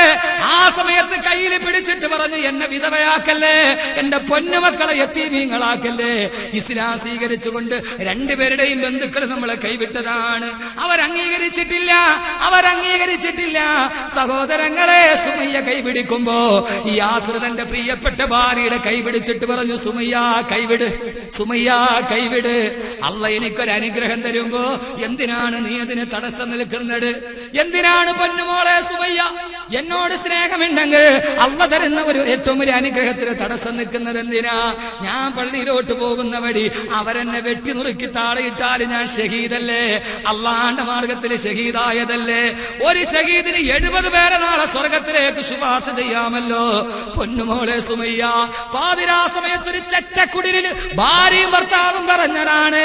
ആ ഭാര്യയും ഭർത്താവും പറഞ്ഞ വാക്കാണിത്. ഒരു ചെറ്റക്കുടിലില്, ഒരു ഓലപ്പുരയില്, പൊന്നുമോളെ സുമയ്യ കൈവിട് പൊന്നുമോളെ സുമയ്യ, നാളെ അല്ലാഹു എനിക്ക് 70 പേരെ ശുപാർശ ചെയ്യാൻ അനുവാദം തന്ന ആദ്യം ഞാൻ കൈപിടിച്ച് സ്വർഗത്തിലെ കയറ്റുന്നത് സുമയ്യ നിന്നെ ആയിരിക്കും. മോളെ കൈവിട്. നാളെ ഞാൻ ആദ്യം കൈപിടിക്കുന്നത് നിന്നെ ആയിരിക്കും. സ്വർഗമെന്ന് കേട്ടു സുമയ്യ കൈവിട്ടു. സ്വർഗത്തിന്റെ മുമ്പിൽ 7 ഭർത്താവ്, സ്വർഗത്തിന്റെ മുമ്പിൽ പിന്നെ അതിനപ്പുറത്തേക്ക് ഏതാണ് സ്വപ്നമുള്ളത്? ഗുൽഷന ജന്നത്തു മദ്ഫനുഹു വാദിയ ഐമനു മസ്കനുഹു. സ്വർഗത്തിന്റെ വലത്തെ താഴ്വരയിൽ ഒരു വീട് കിട്ടുമെങ്കിൽ പിന്നെ എന്ത് സ്വപ്നമാണുള്ളത്? അതിനപ്പുറത്തേക്ക് എന്ത് സ്വപ്നമാണുള്ളത്? സുമയ്യ കൈയയച്ചു. യാസർ വെളിയിലോട്ട് ഇറങ്ങി. എടവണ്ണപ്പാറയിൽ സുബഹിയുടെ നേരം ആക്രോശം മുഴങ്ങി. 14 തുണ്ടമായി യാസർ വെട്ടിമുറിക്കപ്പെട്ട് എടവണ്ണപ്പാറയിലെ ദേശീയ പാതയില് സഹോദരങ്ങളെ കഴുത്തിന് വെട്ടേറ്റ് രക്തമൊഴുകുകയാണ്. ആ സമയത്ത് യാസറിന്റെ കൂടെ ഉണ്ടായിരുന്ന കൂട്ടുകാരൻ പറഞ്ഞു, യാസറിന്റെ തൊണ്ടയിലൂടെ രക്തമൊഴുകുന്നു, കൈ മുറിക്കപ്പെട്ടു, കാല് മുറിക്കപ്പെട്ടു. 3 വർഷം മുസ്ലിമായിട്ട് ജീവിച്ച ചെറുപ്പക്കാരൻ അവിടെ കിടന്നിട്ട് ചുണ്ടുകൾ അനങ്ങുന്നുണ്ട്. കൂട്ടുകാരൻ പറഞ്ഞു, ഞാൻ അടുത്തു പോയി നോക്കിയപ്പോ വെള്ളം വേണോ യാസറെ? ആ സമയത്ത് യാസർ പറഞ്ഞത് എന്തെന്നറിയോ? യാസർ ഓതിയത് ഖുർആന്റെ ഒരായത്താണ്. മതലുൽ ജന്നത്തില്ലതീ വുഇദൽ മുത്തഖൂൻ ഫീഹാ അൻഹാറുൻ മിൻ മാഇൻ ഗൈരി ആസിൻ വഅൻഹാറുൻ മിൻ ലബനിൻ ലം യതഗയ്യർ തഅമു വഅൻഹാറുൻ മിൻ ഖംറിൻ ലദ്ദത്തിൽ ലിശാരിബീൻ. നാളെ സ്വർഗത്തിൽ പയലിന്റെ പുഴയുണ്ട്, നാളെ സ്വർഗത്തിൽ തേനിന്റെ പുഴയുണ്ട്, നാളെ സ്വർഗത്തിൽ കട്ടിത്തേനിന്റെ പുഴയുണ്ട്. അവിടെ നിന്ന് ഞാൻ കുടിച്ചു കൊള്ളാമെന്ന്. സഹോദരങ്ങളെ, മലപ്പുറത്തെ ദേശീയ പാതയിൽ മറന്നു കിടന്നിട്ട് ഖുർആനോദി ഷഹീദായി യാസർ. എന്തൊരു പ്രതിഫലമാണിത്! അള്ളാന്റെ റസൂല് പറഞ്ഞില്ലേ, ഒരു ഷഹീദ് മരിക്കുന്നതിന് തൊട്ടു മുമ്പ് അവൻ നാളെ സ്വർഗത്തിൽ കിട്ടാനുള്ള അവന്റെ പ്രതിഫലം അല്ലാഹു അവന്റെ മുമ്പിൽ കാണിക്കുമെന്ന്. മലപ്പുറത്തെ എടവണ്ണപ്പാറയിലെ ദേശീയ പാതയിൽ മറന്നു കിടക്കുമ്പോ ആ മനുഷ്യൻ സ്വർഗം കണ്ടിട്ടല്ലേ ആയത്തോതിയത്. അതുകൊണ്ട് ലോകത്തിലെ അഭിനവ ഫറോവമാരുടെ നടുവിൽ വഖാല റജുലുൻ മുഅ്മിനുൻ മിൻ ആലി ഫിർഔൻ ഫറോവയുടെ മുമ്പിൽ എഴുന്നേറ്റ് നിന്ന് റജുലായി മാറണം, ആണത്തമുള്ള ആൺകുട്ടിയായി മാറണം. വജഅലനീ മിനൽ മുകറമീൻ, അല്ലാഹു നിങ്ങളെ ആദരിക്കുന്നവരിൽ പെടുത്തും. രണ്ട് പ്രതിഫലം. അല്ലാഹ് നമ്മളെ ആദരിച്ചാലുള്ള പ്രതിഫലം എന്താ? അല്ലാഹ് ആദരിച്ചാലുള്ള പ്രതിഫലം എന്താ? ആദരിച്ചാലുള്ള പ്രതിഫലം, അല്ലാഹ് ആദരിച്ചവനെ നന്നായിട്ട് മരിച്ചിട്ടുള്ളൂ. പൊന്നു ചെറുപ്പക്കാരെ, നന്നായിട്ട് മരിക്കാൻ കഴിയും. അല്ലാഹ് ആദരിച്ചവരെ നന്നായിട്ട് മരിച്ചിട്ടുള്ളൂ. ഒരു ദിവസം മരിക്കും. എപ്പോഴാണ് മരിക്കുക? മലദ്ദഹ്റു വല്ലയ്യാമു വൽ ഖൽബു ഗാഫിലു വജാ റസൂലുൽ മൗതി വദംബു ഹാസിലു ഫനഈമുക ഫിദ്ദുനിയാ ഗുറൂറുൻ വഹസറതു വഐശുക ഫിദ്ദുനിയാ മജാലും വബാതിലു. മനസ്സിങ്ങനെ അശ്രദ്ധമായി നിൽക്കുകയാണ്. മരണം തൊട്ടുപിറകെ നടന്നു വരികയാണ്. ഒരു ദിവസം മരിക്കില്ലേ സഹോദരങ്ങളെ? ആറടി മണ്ണിലോട്ട് കൊണ്ടുവരപ്പെടുകയില്ലേ? ഞാൻ പറയുന്നു, നെഞ്ചു വിരിച്ച് നടക്കേണ്ടത് എവിടെയാ? ഇവിടെയല്ല നെഞ്ചു വിരിക്കേണ്ടത്, ആളുകളുടെ മുമ്പിലല്ല നെഞ്ചു വിരിക്കേണ്ടത്. നെഞ്ചു വിരിക്കേണ്ടത് എവിടെയെന്നറിയോ? മരിച്ചിട്ട് കിടക്കുമ്പോൾ നെഞ്ചു വിരിച്ച് കിടക്കണം. ആ സമയത്ത് നമ്മുടെ അടുക്കലേക്ക് വന്നിട്ട് ആളുകൾ പറയണം, എന്താ പറയേണ്ടത്? എന്താ പറയേണ്ടത്? വജഅലനീ മിനൽ മുകറമീൻ, അല്ലാഹു നാളെ നിന്നെ ഏറ്റവും ആദരിച്ചവരിൽ പെടും. പൊന്നുപെങ്ങളെ, നന്നായിട്ട് മരിക്കാൻ കഴിയണം, നന്നായിട്ട് മരിക്കാൻ കഴിയണം. ചരിത്രത്തിന്റെ ഫാത്തിമയാകണം, ചരിത്രത്തിന്റെ ആയിഷയാവണം. എങ്ങനെയാ മരിക്കേണ്ടതെന്നറിയോ? എങ്ങനെയാ മരിക്കേണ്ടതെന്നറിയോ? പലപ്പോഴും എന്റെ പ്രിയപ്പെട്ട സഹോദരങ്ങളെ, നാളെ 3 വെള്ളത്തുണിയിൽ പൊതിഞ്ഞിട്ട് പള്ളിക്കാട്ടിൽ വരില്ലേ? ഒരിക്കലും തിരക്കില്ലാത്ത യാത്രയില്ലേ? ഏതു മനുഷ്യനെ പിടിച്ചു നിർത്തിയാലും തിരക്കാണ്. പള്ളിയിൽ വരാൻ തിരക്കാണ്, നിസ്കരിക്കാൻ വരാൻ തിരക്കാണ്, ആയിരക്കണക്കിന് തിരക്കാണ്. പക്ഷേ ഒരിക്കലും തിരക്കില്ലാത്ത ദിവസമുണ്ട് സഹോദര. 7 ദിവസമാണെന്നറിയോ? അഹമ്മദ് കബീറിന് ഭയങ്കര തിരക്കാണ്. പക്ഷേ എനിക്ക് തിരക്കില്ലാത്തൊരു ദിവസം വരും. എപ്പോഴെന്നറിയോ? 3 വെള്ളത്തുണിയിൽ പൊതിഞ്ഞിട്ട് എന്റെ വീടിന്റെ ഉമ്മറപ്പടിയിൽ അഹമ്മദ് കബീറിനെ കിടത്തുമ്പോ അന്നവന്റെ നാക്കിന് മിടുക്കില്ല, അവന്റെ നാക്കനങ്ങുന്നില്ല. അവൻ എല്ലാവരെയും നോക്കി മലന്ന് കിടക്കുമ്പോ ആ സമയത്ത് എനിക്കൊരു തിരക്കുമില്ല. പക്ഷേ അന്നെന്റെ ചുറ്റും നിൽക്കുന്നവര് തിരക്കാണ്, എന്റെ ചുറ്റും നിൽക്കുന്നവർക്ക് തിരക്കാണ്. അവരൊടുക്കത്തെ തിരക്ക് എന്തെന്നറിയോ? കുടിനീരാറായോ? എപ്പോഴാണ് മയ്യത്തെടുക്കുന്നത്? എപ്പോഴാണ് മയ്യത്തെടുക്കുന്നത്? എപ്പോഴാണ് മയ്യത്തെടുക്കുന്നത്? എന്റെ നാക്കിന്റെ മിടുക്ക് പോയി, എന്റെ കൗശലത്തിന്റെ മിടുക്ക് പോയി, എന്റെ ജീവിതത്തിന്റെ മിടുക്ക് പോയി. നാക്കിന് മിടുക്കില്ലാതെ മലന്ന് കിടക്കുമ്പോ ഒരു ദിവസം വരില്ലേ, അന്ന് നിങ്ങളിൽ ആരെങ്കിലും തിരക്ക് കൂട്ടില്ലേ? മയ്യത്തടക്കാറായോ? വല്ലാത്ത തിരക്കാണ് സഹോദരങ്ങളെ. തിരക്കവസാനിക്കും. ഒരു നിമിഷം ഒന്ന് കേട്ട് നിൽക്ക്, തിരക്കവസാനിക്കും. ആ തിരക്കില്ലാതെ നാവ് കുടഞ്ഞു കിടക്കുമ്പോൾ മുക്രമീങ്ങളിൽ പെട്ടവനാകണം സഹോദരങ്ങളെ. ആളുകൾ വാഴ്ത്തി പറയും, പക്ഷേ നിങ്ങൾ പറയണം, എന്ത് പറയണം? ഞാൻ മരിച്ചിട്ട് ഇലവും മൂടിലുള്ള എന്റെ കൊച്ചു വീടിന്റെ ഉമ്മറപ്പടിയിൽ 3 വെള്ളത്തുണിയിൽ പൊതിഞ്ഞിട്ട് എന്നെ കിടക്കുമ്പോ നിങ്ങൾ വരില്ലേ? മുഖത്തെ തുണി മാറ്റിയിട്ട് മാറി നിന്നിട്ട് നിങ്ങൾ പിറുപിറുക്കില്ലേ? മരിച്ചിട്ട് കിടക്കാന്ന് തോന്നില്ല, അവൻ ചിരിച്ചോണ്ട് കിടക്കാന്ന് തോന്നുമെന്ന്. അങ്ങനെ പറയാൻ കഴിഞ്ഞാൽ ലോകത്തെ അത്ഭുതം നടത്തിയവരാണ് ഞാൻ.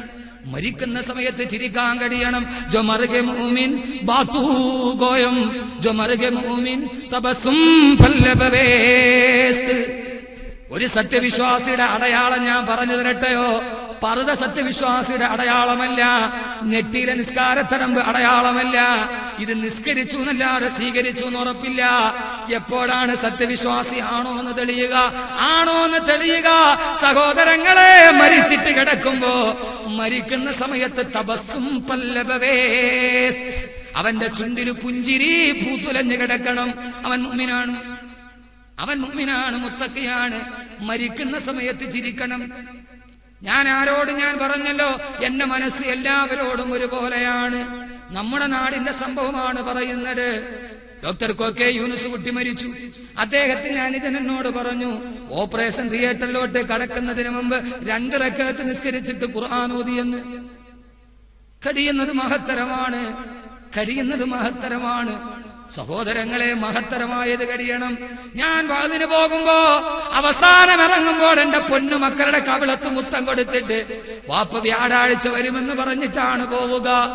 സഹോദരങ്ങളെ, തിരിച്ചു വരുമ്പോ ചിലപ്പോ എന്റെ മക്കൾ കളിപ്പാട്ടം കാത്തിരിക്കാറുണ്ട്. ഇടയ്ക്ക് വിളിക്കുമ്പോൾ വാപ്പയോട് മട്ടായി വേണം, കളിപ്പാട്ടം വേണമെന്ന് പറയാറുണ്ട്. പക്ഷേ കളിപ്പാട്ടം കാത്തിരിക്കുന്ന മക്കളുടെ മുമ്പിലേക്ക് വിധിയുടെ ഒരു കളിപ്പാട്ടം പോലെ 3 വെള്ളത്തുണിയിൽ പൊതിഞ്ഞിട്ട് എന്റെ മയ്യത്ത് വന്നിരിക്കുമ്പോ ആ സമയത്തിന്റെ പൊന്നുമക്കൾ വിധിയുടെ കളിപ്പാട്ടം പോലെ മലർന്നു കിടക്കുന്ന പിതാവിന്റെ നെഞ്ചത്ത് പിടിച്ച് പൊട്ടിക്കരയില്ലേ? ആ സമയത്തിന്റെ പൊന്നുമക്കൾ എന്റെ 2 ആൺകുട്ടികൾ എന്നെ കെട്ടിപ്പിടിച്ചിട്ട് കരയുമ്പോ മലന്ന് കിടന്നിട്ട് എനിക്ക് പറയാൻ കഴിയണം ആത്മാവിന്റെ ഭാഷയിൽ, പൊന്നുമക്കളെ കരയണ്ടടാ, പൊന്നുമക്കളെ കരയണ്ടടാ. നിങ്ങളുടെ വാപ്പയ്ക്കൊന്നും നഷ്ടപ്പെട്ടിട്ടില്ല, നിങ്ങളുടെ വാപ്പയ്ക്കൊന്നും നഷ്ടപ്പെട്ടിട്ടില്ല. ഇനിയല്ലേ നിങ്ങളുടെ വാപ്പയ്ക്ക് ചർക്കമുള്ളത്, ഇനിയല്ലേ നിങ്ങളുടെ വാപ്പയ്ക്ക് ഹൂർണീങ്ങളുള്ളത്, ഇനിയല്ലേ നിങ്ങളുടെ വാപ്പയ്ക്ക് ഫുസുഖത്ത് ജന്നയുള്ളത്. നാളെ എന്റെ പൊന്നുമക്കളെ, നാളെ സ്വർഗത്തിൽ കാണാമെന്ന് മലന്ന് കിടന്നിട്ട് റൂഹിന്റെ ഭാഷയിൽ പറയാൻ കഴിയണം, അവനാണ് നഷ്ടമില്ലാത്തവൻ. ഇന്നൽ ഇൻസാന ലഫീ ഖുസ്ർ. അതിനെന്ത് ചെയ്യണം? വജഅലനീ മിനൽ മുകറമീൻ. അല്ലാഹ് ആദരിച്ചവരിൽ പെടണം. അല്ലാഹ് ആദരിച്ചവരിൽ പെട്ടാൽ ആരാകും? ഖുർആൻ പറയട്ടെ, വഅമ്മാ ഇൻ കാന മിനൽ മുഖറബീൻ ഫറൗഹും വറൈഹാനുൻ വജന്നത്തുൻ നഈം. വഅമ്മാ ഇൻ കാന മിനൽ മുഖറബീൻ. അല്ലാഹുവിലേക്ക് ഏറ്റവും അടുത്തവളാണോ നീ, ഏറ്റവും അടുത്തവനാണോ നീ, എന്നാൽ നിനക്കൊരു സ്വർഗമല്ല. ഫറൗഹുൻ വറൈഹാനുൻ വജന്നത്തുൻ നഈം. നിനക്ക് റൗഹുണ്ട്, റൈഹാനുണ്ട്, നിനക്ക് ജന്നത്തുൻ നഈമുമുണ്ട്. അല്ലാഹുവിടെ എത്തിക്കട്ടെ, അല്ലാഹുവിടെ എത്തിക്കട്ടെ, അല്ലാഹുവിടെ എത്തിക്കട്ടെ. ഞാൻ അവസാനിപ്പിക്കുന്നു. ഹബീബ് നജ്ജാറിന്റെ പ്രസംഗം അവസാനിച്ചില്ല. നാളെ അള്ളാഹ് എന്നോട് പറയും, സമൂഹത്തിന്റെ ഉള്ളിൽ എഴുന്നേറ്റ് നിന്നിട്ട് പറഞ്ഞു, ഖീല ദുഖുലിൽ ജന്ന, ഖീല ദുഖുലിൽ ജന്ന. ഏ ഹബീബ് നജ്ജാറേ, സ്വർഗ്ഗത്തിലേക്ക് കയറിക്കോ, സ്വർഗ്ഗത്തിലേക്ക് കയറിക്കോ. ഖീല ദുഖുലിൽ ജന്ന. അള്ളാഹ് പറയും, സ്വർഗ്ഗത്തിന്റെ കവാടം തുറക്കും, കയറിപ്പോക്കോ സ്വർഗ്ഗത്തിലേക്ക്. അള്ളാഹു ഇതേപോലെ നാളെ അവിടെ ഒരുമിച്ചിട്ട് അള്ളാഹു തൗഫീഖ് നൽകട്ടെ. പക്ഷേ അള്ളാന്റെ റസൂല് പറഞ്ഞു, സലാസത്തുൻ, 3 വിഭാഗം ആളുകൾ, സലാസത്തുൻ 3 വിഭാഗം ആളുകൾ, ലാ യദ്ഖുലൂനൽ ജന്ന. അവൻ സ്വർഗ്ഗത്തിലെത്തുന്ന പ്രശ്നമേ ഇല്ല. 3 വിഭാഗം ആളുകൾ, അവൻ സ്വർഗ്ഗത്തിന്റെ പടിവാതിൽ കയറുന്ന പ്രശ്നമേ ഇല്ല. അള്ളാന്റെ റസൂല് പറഞ്ഞു, 1 ശാരിബു ഖംറിൻ, കള്ളുകുടിയൻ. കള്ളുകുടിയൻ മദ്യത്തിന്റെ ഒരു തുള്ളി അകത്താക്കിയോ, വല്ലാഹി പടച്ചതമ്പുരാനെ തന്നെയാണ് സത്യം, അവൻ സ്വർഗ്ഗത്തിന്റെ ഏഴയൽവക്കത്തെത്തുന്ന പ്രശ്നമേ ഇല്ല. എന്തിനാ മോനെ? ദുനിയാവും നഷ്ടപ്പെട്ടു, ആഖിറവും നഷ്ടപ്പെട്ടു. കള്ളു കുടിക്കുന്നവൻ മാറി നിൽക്കും. അപ്പൊ അതിൽ നിന്ന് മാറി നിൽക്കും, സ്വർഗത്തിലെത്തുകയില്ല, സ്വർഗത്തിലെത്തുകയില്ല. പക്ഷേ അല്ലാഹുവിന്റെ റസൂല് പറഞ്ഞ രണ്ടാമത്തെ ആൾ സ്വർഗത്തിൽ പ്രവേശിക്കുന്ന പ്രശ്നമേ ഇല്ല. രണ്ടാമത്തവൻ ആരെന്നറിയോ? വാകുൽ വാലിദൈൻ. മാതാപിതാക്കളുടെ പൊരുത്തമില്ലാത്തവൻ. എത്ര നിസ്കരിച്ചാലും എത്ര നോമ്പ് പിടിച്ചാലും ഏടവസ്ഥയിലെത്തിയാലും അവന്റെ മാതാപിതാക്കളുടെ പൊരുത്തമില്ലയോ, അവൻ സ്വർഗത്തിലെത്തുന്ന പ്രശ്നമേ ഇല്ലെന്ന് നബി മുഹമ്മദ് മുസ്തഫ. പൊന്നു സഹോദരങ്ങളെ, വീട്ടിൽ രോഗം പിടിച്ചു കിടക്കുന്ന സ്വന്തം പെറ്റുകൊണ്ട് പ്രസവിച്ച ഉമ്മാക്ക് ഒരു തുള്ളി വെള്ളം കൊടുക്കാത്തവന് എത്ര സംസം കോരി കുടിച്ചിട്ട് കാര്യമുണ്ട്? രോഗിയായ ഉമ്മയുടെ കൈ പിടിക്കാത്തവന് 7 കഅബയുടെ കില്ല പിടിച്ചിട്ട് കാര്യമുണ്ട്? വാകുൽ വാലിദൈൻ, മാതാപിതാക്കളെ ബുദ്ധിമുട്ടിക്കുന്നവൻ.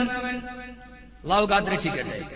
3 വിശദീകരിക്കാൻ സമയമില്ല. അതുകൊണ്ട് പൊന്നു സഹോദരിമാരെ, ഉമ്മ വാപ്പയായിട്ടുള്ള ബന്ധം ഇൻഷാ അല്ലാഹ്, പ്രിയപ്പെട്ട ഉമ്മ എന്ന് പറഞ്ഞ ഒരു ഗ്യാസ് ഇറങ്ങുന്നത് ഉമ്മയെ കുറിച്ച് മാത്രം 3.5 മണിക്കൂർ ബസ്. പ്രിയപ്പെട്ട ഉമ്മ, അള്ളാഹു നമ്മുടെ ഉമ്മമാർക്ക് സ്വർഗം കൊടുക്കട്ടെ. അള്ളാഹു നമ്മുടെ കുടുംബജീവിതം ഖൈറിലാക്കട്ടെ.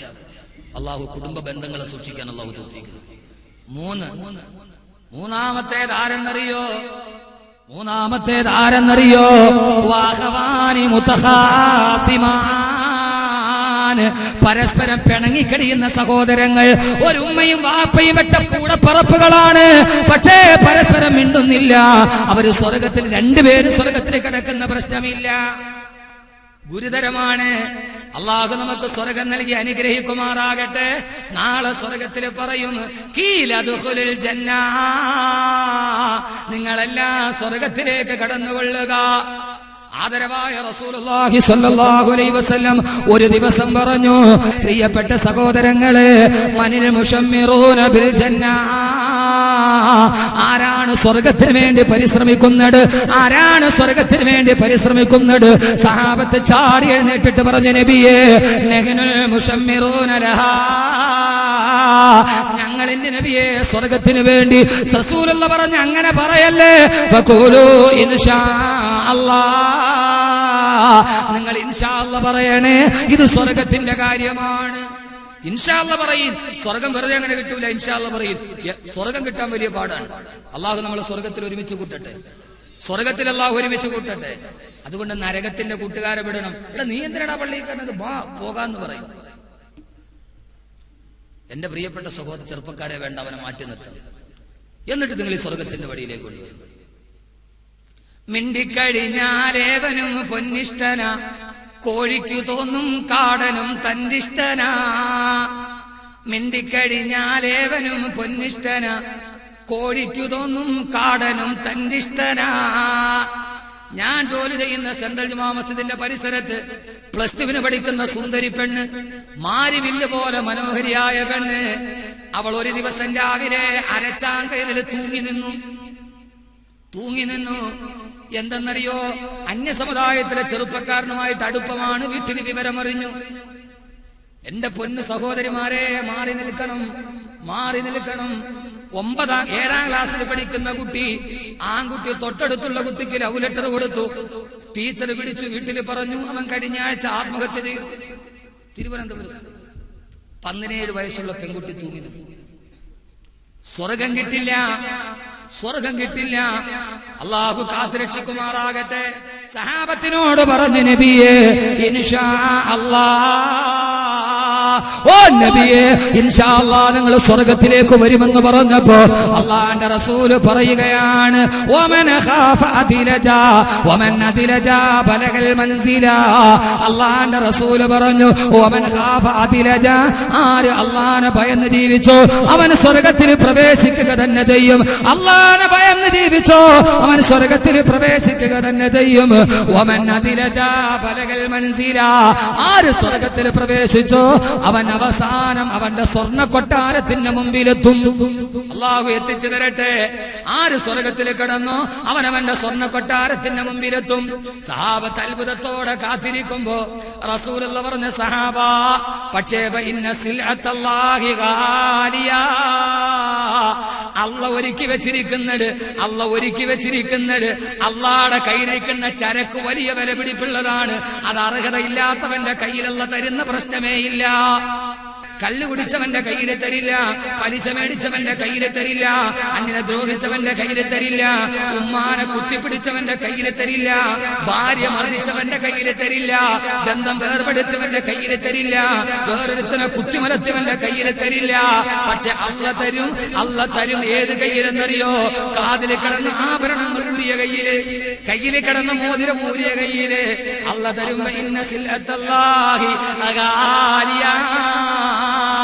അള്ളാന്റെ സ്വർഗം വില പിടിപ്പുള്ളതാണ്. അള്ളാഹു നമുക്ക് നൽകി അനുഗ്രഹിക്കട്ടെ. അതുകൊണ്ടാണ് മഹാന്മാര് പറഞ്ഞത്, ഇലാഹി ലസ്തു ലിൽ ഫിർദൗസി അഖിലാ വലാ ഖുവാ അലാ നാരിൽ ജഹീമി. സ്വർഗത്തിനർഹൻ ഞാൻ ഇലാഹി, നരകത്തെ ക്ഷമിക്കില്ലെന്നിലാഹി. മഹാന്മാര് കരഞ്ഞിട്ടുണ്ട്. കാരണം അള്ളാഹ് അർഹതയില്ലാത്ത കയ്യിൽ സ്വർഗം തരില്ല. അള്ളാഹു കാത്തുരക്ഷിക്കട്ടെ. അള്ളാഹു സ്വർഗത്തിൽ നമ്മളെ VIP ആക്കിയിട്ട് അള്ളാഹു ഇരുത്തി തരട്ടെ. എന്റെ പ്രിയപ്പെട്ട സഹോദരൻ, സ്വർഗത്തിൽ 2 സൈസ് ഉണ്ട് ആള്. ഒന്ന് VIP, മറ്റൊന്ന് ലോക്കൽ. ഇപ്പൊ ഇതിൽ ഏതിൽ പോകണം? പേര് പോകണം. VIP തന്നെ പോയാൽ. ഞാൻ പറഞ്ഞല്ലോ ഖുർആൻ, ومن يأته مؤمنا قد عمل الصالحات فأولئك لهم الدرجات العلى വമൻ യഅതിഹി മുഅ്മിന പൂർണ്ണ വിശ്വാസത്തോട് വഖദ അമില സ്വാലിഹാത്തി സൽകർമ്മങ്ങളും ചെയ്തിട്ട് ആരെങ്കിലും പടച്ചറപ്പിന്റെ മുമ്പിൽ പോയാൽ ഫൗലായിക ലഹുമുദ് ദറജാത്തുൽ ഉലാ അവര് സ്വർഗ്ഗത്തിന്റെ ഏറ്റവും വലിയ മേളിലെ തട്ടിലായിരിക്കുമെന്ന് അല്ലാഹുവിന്റെ വിശുദ്ധ ഖുർആൻ. ഫൗലായിക ലഹുമുദ് ദറജാത്തുൽ ഉലാ അദ്ദറജത്തുൽ ഉലാ എന്ന് പറഞ്ഞാൽ ഏറ്റവും ഉയരത്തെ ക്ലാസ്. അല്ലാഹുവോട് ഇരുത്തട്ടെ. റസൂലുള്ള പറഞ്ഞു താഴെ നിന്നിട്ട് ആകാശത്തെ നക്ഷത്രങ്ങൾ നിങ്ങൾ നോക്കുന്നത് പോലെ സ്വർഗത്തിലെ VIP-കളെ നോക്കിയിട്ട് നിങ്ങൾ താഴെ നിന്നിട്ട് കൊതിയൂറുമെന്ന് നബി മുഹമ്മദ് മുസ്തഫ. കൊതിയൂറുമെന്ന് നബി മുഹമ്മദ് മുസ്തഫ. അല്ലാഹുനാക്കി തരട്ടെ, അല്ലാഹുനാക്കി തരട്ടെ. മുകളിലിരിക്കുന്ന ഒരാളെ ഞാൻ പറഞ്ഞുതരാം, പരിശ്രമിക്കൂ. അള്ളാഹു സ്വർഗത്തിന്റെ ഏറ്റവും മുകളിലെ തട്ടിലെ സ്വർണ്ണ സിംഹാസനത്തിൽ ചില ആളുകളെ ഇരിക്കും. അവര് കൊച്ചുകുട്ടികളാണ്. അവരെ നോക്കിയിട്ട് അവരുടെ വാപ്പയും ഉമ്മയും തറയിൽ നിന്നിട്ട് സ്വർഗത്തിന്റെ ഏറ്റവും മുകളിലിരിക്കുന്ന നമ്മുടെ മക്കളെ അവര് നോക്കിയിട്ട് കൊതിയൂറി നിൽക്കുമെന്ന് നബി മുഹമ്മദ് മുസ്തഫ. ആ സമയത്ത് മറ്റുള്ളവർ ഈ കുട്ടികളോട് ചോദിക്കും, നിങ്ങളാരാ? ഞങ്ങളൊക്കെ താഴെ നിൽക്കുമ്പോ നിങ്ങൾ എന്തേ സ്വർഗത്തിന്റെ ഏറ്റവും VIP തട്ടില്? അവര് പറയും, ഞങ്ങളാരെന്നറിയോ? ഞങ്ങളാരെന്നറിയോ? നഹ്നു ഹാഫിദുൽ ഖുർആൻ, ഞങ്ങൾ ഖുർആൻ മനഃപാഠമാക്കിയ ഹാഫിദീങ്ങളാണ്. അള്ളാഹു അവർക്ക് നാളെ സ്വർഗത്തിലെ ഏറ്റവും ഉന്നത തട്ട് നൽകുമെന്ന് നബി മുഹമ്മദ് മുസ്തഫ.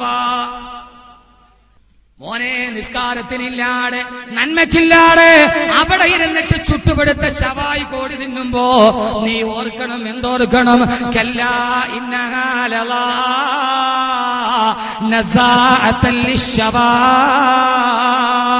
അല്ലാഹ് പറയുകയാണ്, ശവാ എന്ന പദം ഖുർആനാണ് ആദ്യം പറഞ്ഞത്. നസാഅത്തൽ ലിശ്ശവാ. നാളെ ലളാ എന്ന് പറയുന്ന നരകമുണ്ട്. ആ നരകത്തിൽ കോടിയെ തൊലി ഉരിച്ചതുപോലെ നിന്നെ തൊലി ഉരിച്ചിട്ട് നരകത്തിന്റെ തീയിൽ ചുട്ടെടുക്കും. അതിന്റെ പേരാണ് നസാഅത്തൽ ലിശ്ശവാ. ശവാ എന്ന് പറയുന്ന പദം ഖുർആനാണ് പറഞ്ഞത്. അലിഫ് യാ ശവായ്. ആ സമയത്ത് ഓർക്കണം. അപ്പൊ അത് തിന്നുമ്പോ ഓർക്കണം, പടച്ചോൻ ഇങ്ങനെ ഒരു അവസ്ഥ എനിക്ക് നരകത്തെ ഇട്ടത്. പക്ഷേ സ്വർഗമാണെങ്കിലോ, ഇവിടെ ശവായിക്കോടി മയോണൈസും അല്ലേ. അള്ളാഹ് സ്വർഗത്തിന് VIP-കൾക്ക് ഭക്ഷണം കൊടുക്കും. എന്തെന്നറിയുമോ? ഹുമാ തറഞ്ചബീനു വത്തൈറു സുമാനാ. നല്ല കാടപ്പക്ഷിയുടെ ഇറച്ചിയും തൊട്ടുനക്കാൻ കട്ടുതേനും വിശുദ്ധമായ സ്വർഗത്തിലുണ്ട്. കാടപ്പക്ഷിയുടെ ഇറച്ചി, കാടപ്പക്ഷിയുടെ ഇറച്ചി തൊട്ടു നക്കി തിന്നാൻ മയോണൈസിന് പകരം കട്ടിത്തേൻ. എന്താ സ്വർഗം വേണം, ഇവിടെ വേണം. അള്ളാഹുവിനാക്കി തരട്ടെ. കാടപ്പക്ഷിയുടെ ഇറച്ചി തിന്നാൻ അള്ളാഹു തൗഫീക്ക് നൽകട്ടെ. ആമീൻ പറയാൻ ചിലപ്പോൾ നിങ്ങൾക്ക് ചിലർക്ക് എല്ലാവർക്കും കാട ഇഷ്ടമായിരിക്കില്ല. അതായിരിക്കില്ല, എല്ലാവർക്കും കാട ഇഷ്ടമല്ല ഉസ്താദ്, അതുകൊണ്ട് തിന്നാൻ പറ്റൂല. എന്നാ നിനക്ക് ഇഷ്ടമുള്ള ഏതാന്ന് പറയുന്നത്? വലഹ്മി ത്വയ്രിൻ മിമ്മാ യഷ്തഹൂൻ. നിനക്കിഷ്ടപ്പെട്ട പക്ഷിയെ ചൂണ്ടിക്കാണിച്ചു കൊടുത്താൽ മതി, അതിനെ പിടിച്ചിട്ട് അല്ലാഹു നിനക്ക് പാചകം ചെയ്തു തരും. വലഹ്മി ത്വയ്രിൻ മിമ്മാ യഷ്തഹൂൻ. ഇഷ്ടപ്പെട്ട പക്ഷിയുടെ ഇറച്ചി. കാട ഇഷ്ടമല്ല, വേണ്ട. അല്ലാഹു തൗഫീക്ക് നൽകട്ടെ, അല്ലാഹു തൗഫീക്ക് നൽകട്ടെ. ഒരൊറ്റ ഹദീസോടെ ഞാൻ അവസാനിപ്പിക്കാം, ഒറ്റ ഹദീസിനോട് ഞാൻ അവസാനിപ്പിക്കാം. റസൂലുള്ളാഹി പറഞ്ഞു, കിലദുഖുലിൽ ജന്ന. ഹബീബ് നജ്ജാറിന്റെ കൂടെ കാലത്തിന്റെ നടുവിൽ നല്ലവനായി നമുക്ക് സ്വർഗത്തിലെത്താം. ഇന്ന ഫിൽ ജന്നത്തി ദറജ. നാളെ സ്വർഗത്തിൽ ഒരു പദവിയുണ്ട്. മൂന്നേ മൂന്നാളുകളല്ലാതെ ആ പദവിയിലെത്തില്ലെന്ന് നബി മുഹമ്മദ് മുസ്തഫ. ഒന്ന്, അത് പെണ്ണുങ്ങൾക്ക് വേണ്ടിയാണ്. ഒന്ന്, കാരണം അവര് വിചാരിച്ചാലേ നടക്കും. ഒന്ന്, മുറിഞ്ഞുപോയ കുടുംബ ബന്ധങ്ങളെ ഇണക്കി ചേർത്തവൻ. മുറിഞ്ഞുപോയ കുടുംബ ബന്ധങ്ങളെ ഇണക്കി ചേർത്തവൻ. അത് പെണ്ണുങ്ങൾ വിചാരിച്ചപ്പെട്ടത്. രണ്ട്, എത്ര കഷ്ടപ്പെടേണ്ടി വന്നാലും, എത്ര കടബാധ്യതയുണ്ടായാലും, ഏതൊക്കെ പ്രയാസങ്ങൾ ഉണ്ടായാലും ഹറാമ് തീട്ടിക്കാടെ കുടുംബം പുലർത്തുന്നവൻ. എത്ര പ്രയാസമുണ്ടായാലും തന്റെ കുടുംബത്തെ ഹറാമ് തീട്ടിച്ചിട്ടില്ല. അങ്ങനെ കഷ്ടപ്പെട്ടിട്ട് ജീവിതം മുന്നോട്ട് കൊണ്ടുപോയവൻ. എത്ര കഷ്ടപ്പെട്ടാലും ലോട്ടറി എടുത്തിട്ടില്ല, എത്ര കടബാധ്യത വന്നാലും ലോട്ടറി എടുത്തിട്ടില്ല, കള്ള് വിട്ടിട്ടില്ല, ഹറാമായ സമ്പാദ്യം ഉണ്ടായിട്ടില്ല. അവന് കിട്ടുന്ന പ്രതിഫലം അവൻ കഷ്ടപ്പെട്ട് കുടുംബം പോറ്റി. അവന് കിട്ടുന്ന പ്രതിഫലം വല്ലാത്ത പ്രതിഫലമാണ്. മൂന്നാമത്തെ ആൾ ശല ചെയ്തുകൂടെ? മൂന്നാമത്തെ ആൾ നീ വലിയ കഷ്ടപ്പാടിലായിരുന്നു. അന്ന് അവന്റെ ആവശ്യം പോലെ പണമുണ്ട്, അവൻ നിന്നെ സഹായിച്ചിട്ടില്ല, നിന്നെ നോക്കിയിട്ടുമില്ല, നീ വലിയ കഷ്ടപ്പാടിലായിരുന്നു. കുറെ കാലം കഴിഞ്ഞു, അവൻ കഷ്ടപ്പാടിലായി, നിന്റെ കയ്യിൽ പൈസയൊക്കെയായി, നീ ഒരു നല്ല അവസ്ഥയിലെത്തി. ആ സമയത്ത് അവൻ ആ കാലത്ത് എന്നെ സഹായിച്ചിട്ടില്ലെന്ന് പറഞ്ഞ് മാറി നിൽക്കാതെ ആപത്ത് കാലത്ത് അവനെ അങ്ങോട്ട് ചെന്ന് സഹായിക്കുന്നവൻ. ഇത് മൂന്നും വലിയ വിശാല മനസ്സിലുള്ളവർക്ക് നടക്കും. അതുകൊണ്ട് അള്ളാഹുർക്ക് മാത്രമേ ഇതിലോടൂ.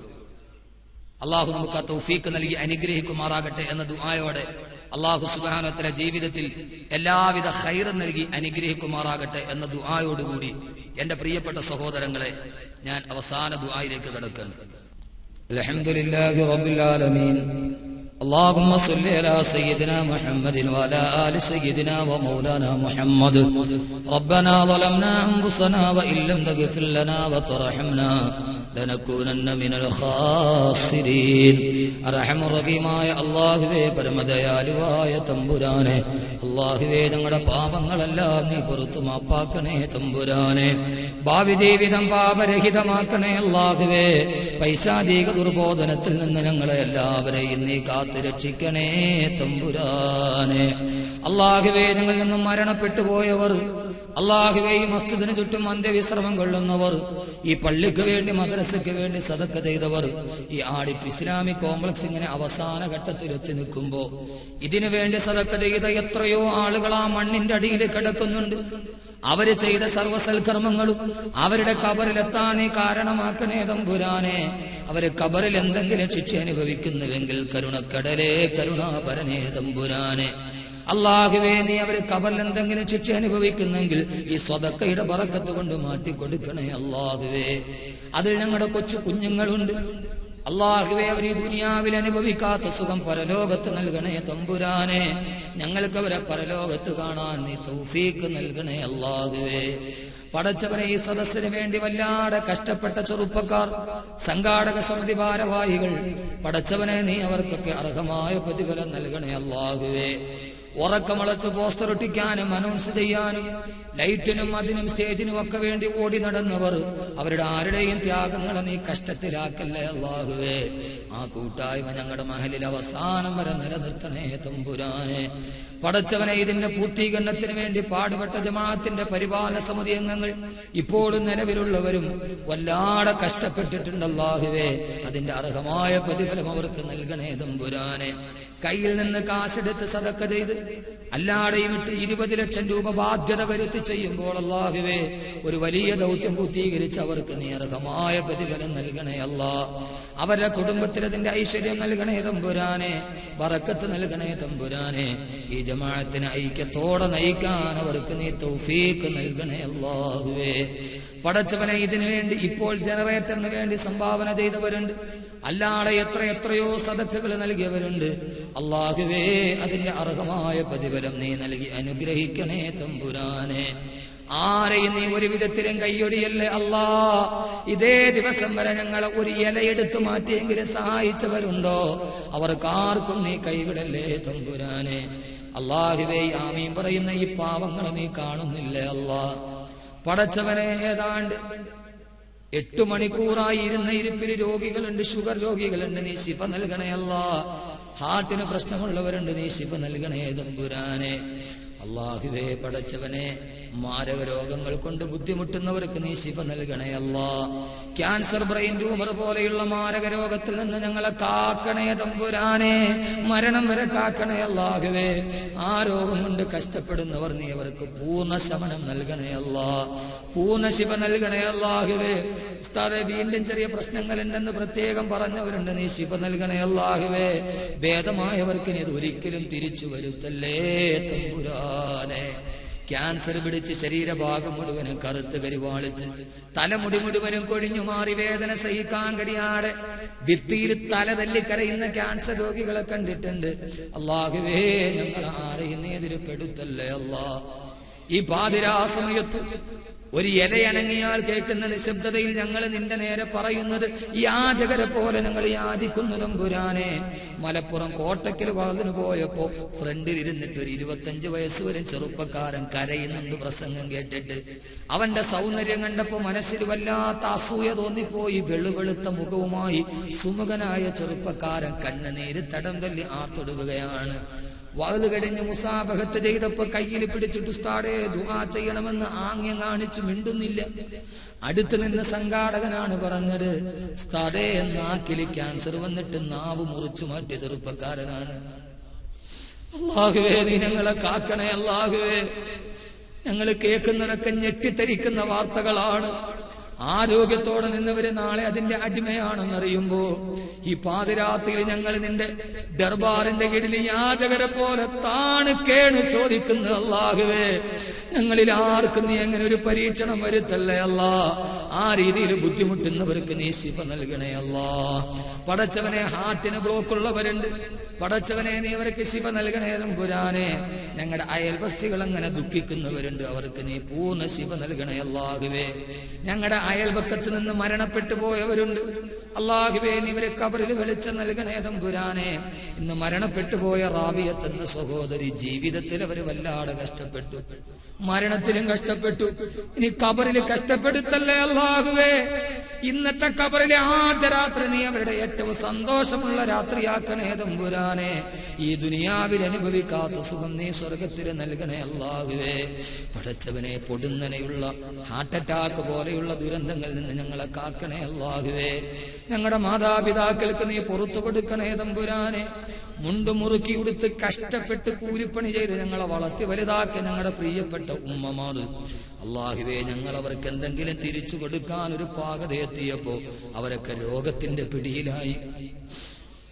ഞങ്ങൾക്ക് വേണ്ടി ഞങ്ങളുടെ സുഖത്തിന് വേണ്ടി അവരുടെ സുഖം അവര് വേണ്ടെന്ന് വെച്ചു. അല്ലാഹുവേ അവരനുഭവിക്കാത്ത സുഖ സൗകര്യങ്ങൾ നീ സ്വർഗത്തിൽ നൽകണേ അല്ലാഹുവേ. അവരുടെ പൊരുത്തമുള്ള മക്കളാക്കി ഞങ്ങളെ മരിപ്പിക്കണേ അല്ലാ. ഞങ്ങളുടെ ഭാര്യമാരെ നീ സാലിഹാത്തുകളാക്കണേ തമ്പുരാനെ. അല്ലാഹുവേ രോഗങ്ങളിൽ നിന്നൊക്കെ ശമനം നൽകി ആരോഗ്യത്തോടുകൂടി സന്തോഷത്തോടെയുള്ള ദീർഘായുസുള്ള ജീവിതം നൽകണേ അല്ലാഹുവേ.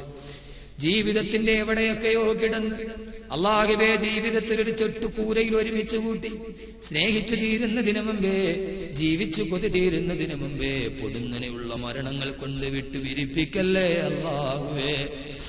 പടച്ചവനെ നീ എങ്ങനെ വിട്ടു വിരിപ്പിച്ചാലും നാളെ സ്വർഗത്തിൽ ഞങ്ങളെ ഒരുമിച്ച് കൂട്ടണേ അല്ലാഹുവേ. പടച്ചവനെ ജീവിക്കുന്നിടത്തോളം കാലം സന്തോഷത്തോടെ സമാധാനത്തോടെ ഉള്ളത് കൊണ്ട് തൃപ്തിപ്പെട്ട് അല്ലാഹുവേ മാതാപിതാക്കളോടൊത്തും മക്കളോടൊത്തും സ്നേഹത്തോടെ ഒരു നല്ല ജീവിതം നൽകണേ അല്ലാ. അവരുടെ മാതാപിതാക്കൾക്ക് നീ പുറത്തു കൊടുക്കണേ അല്ലാഹുവേ. മരിച്ചുപോയവർക്ക് നീ ഖബറിടം വിശാലമാക്കണേ അല്ലാഹുവേ.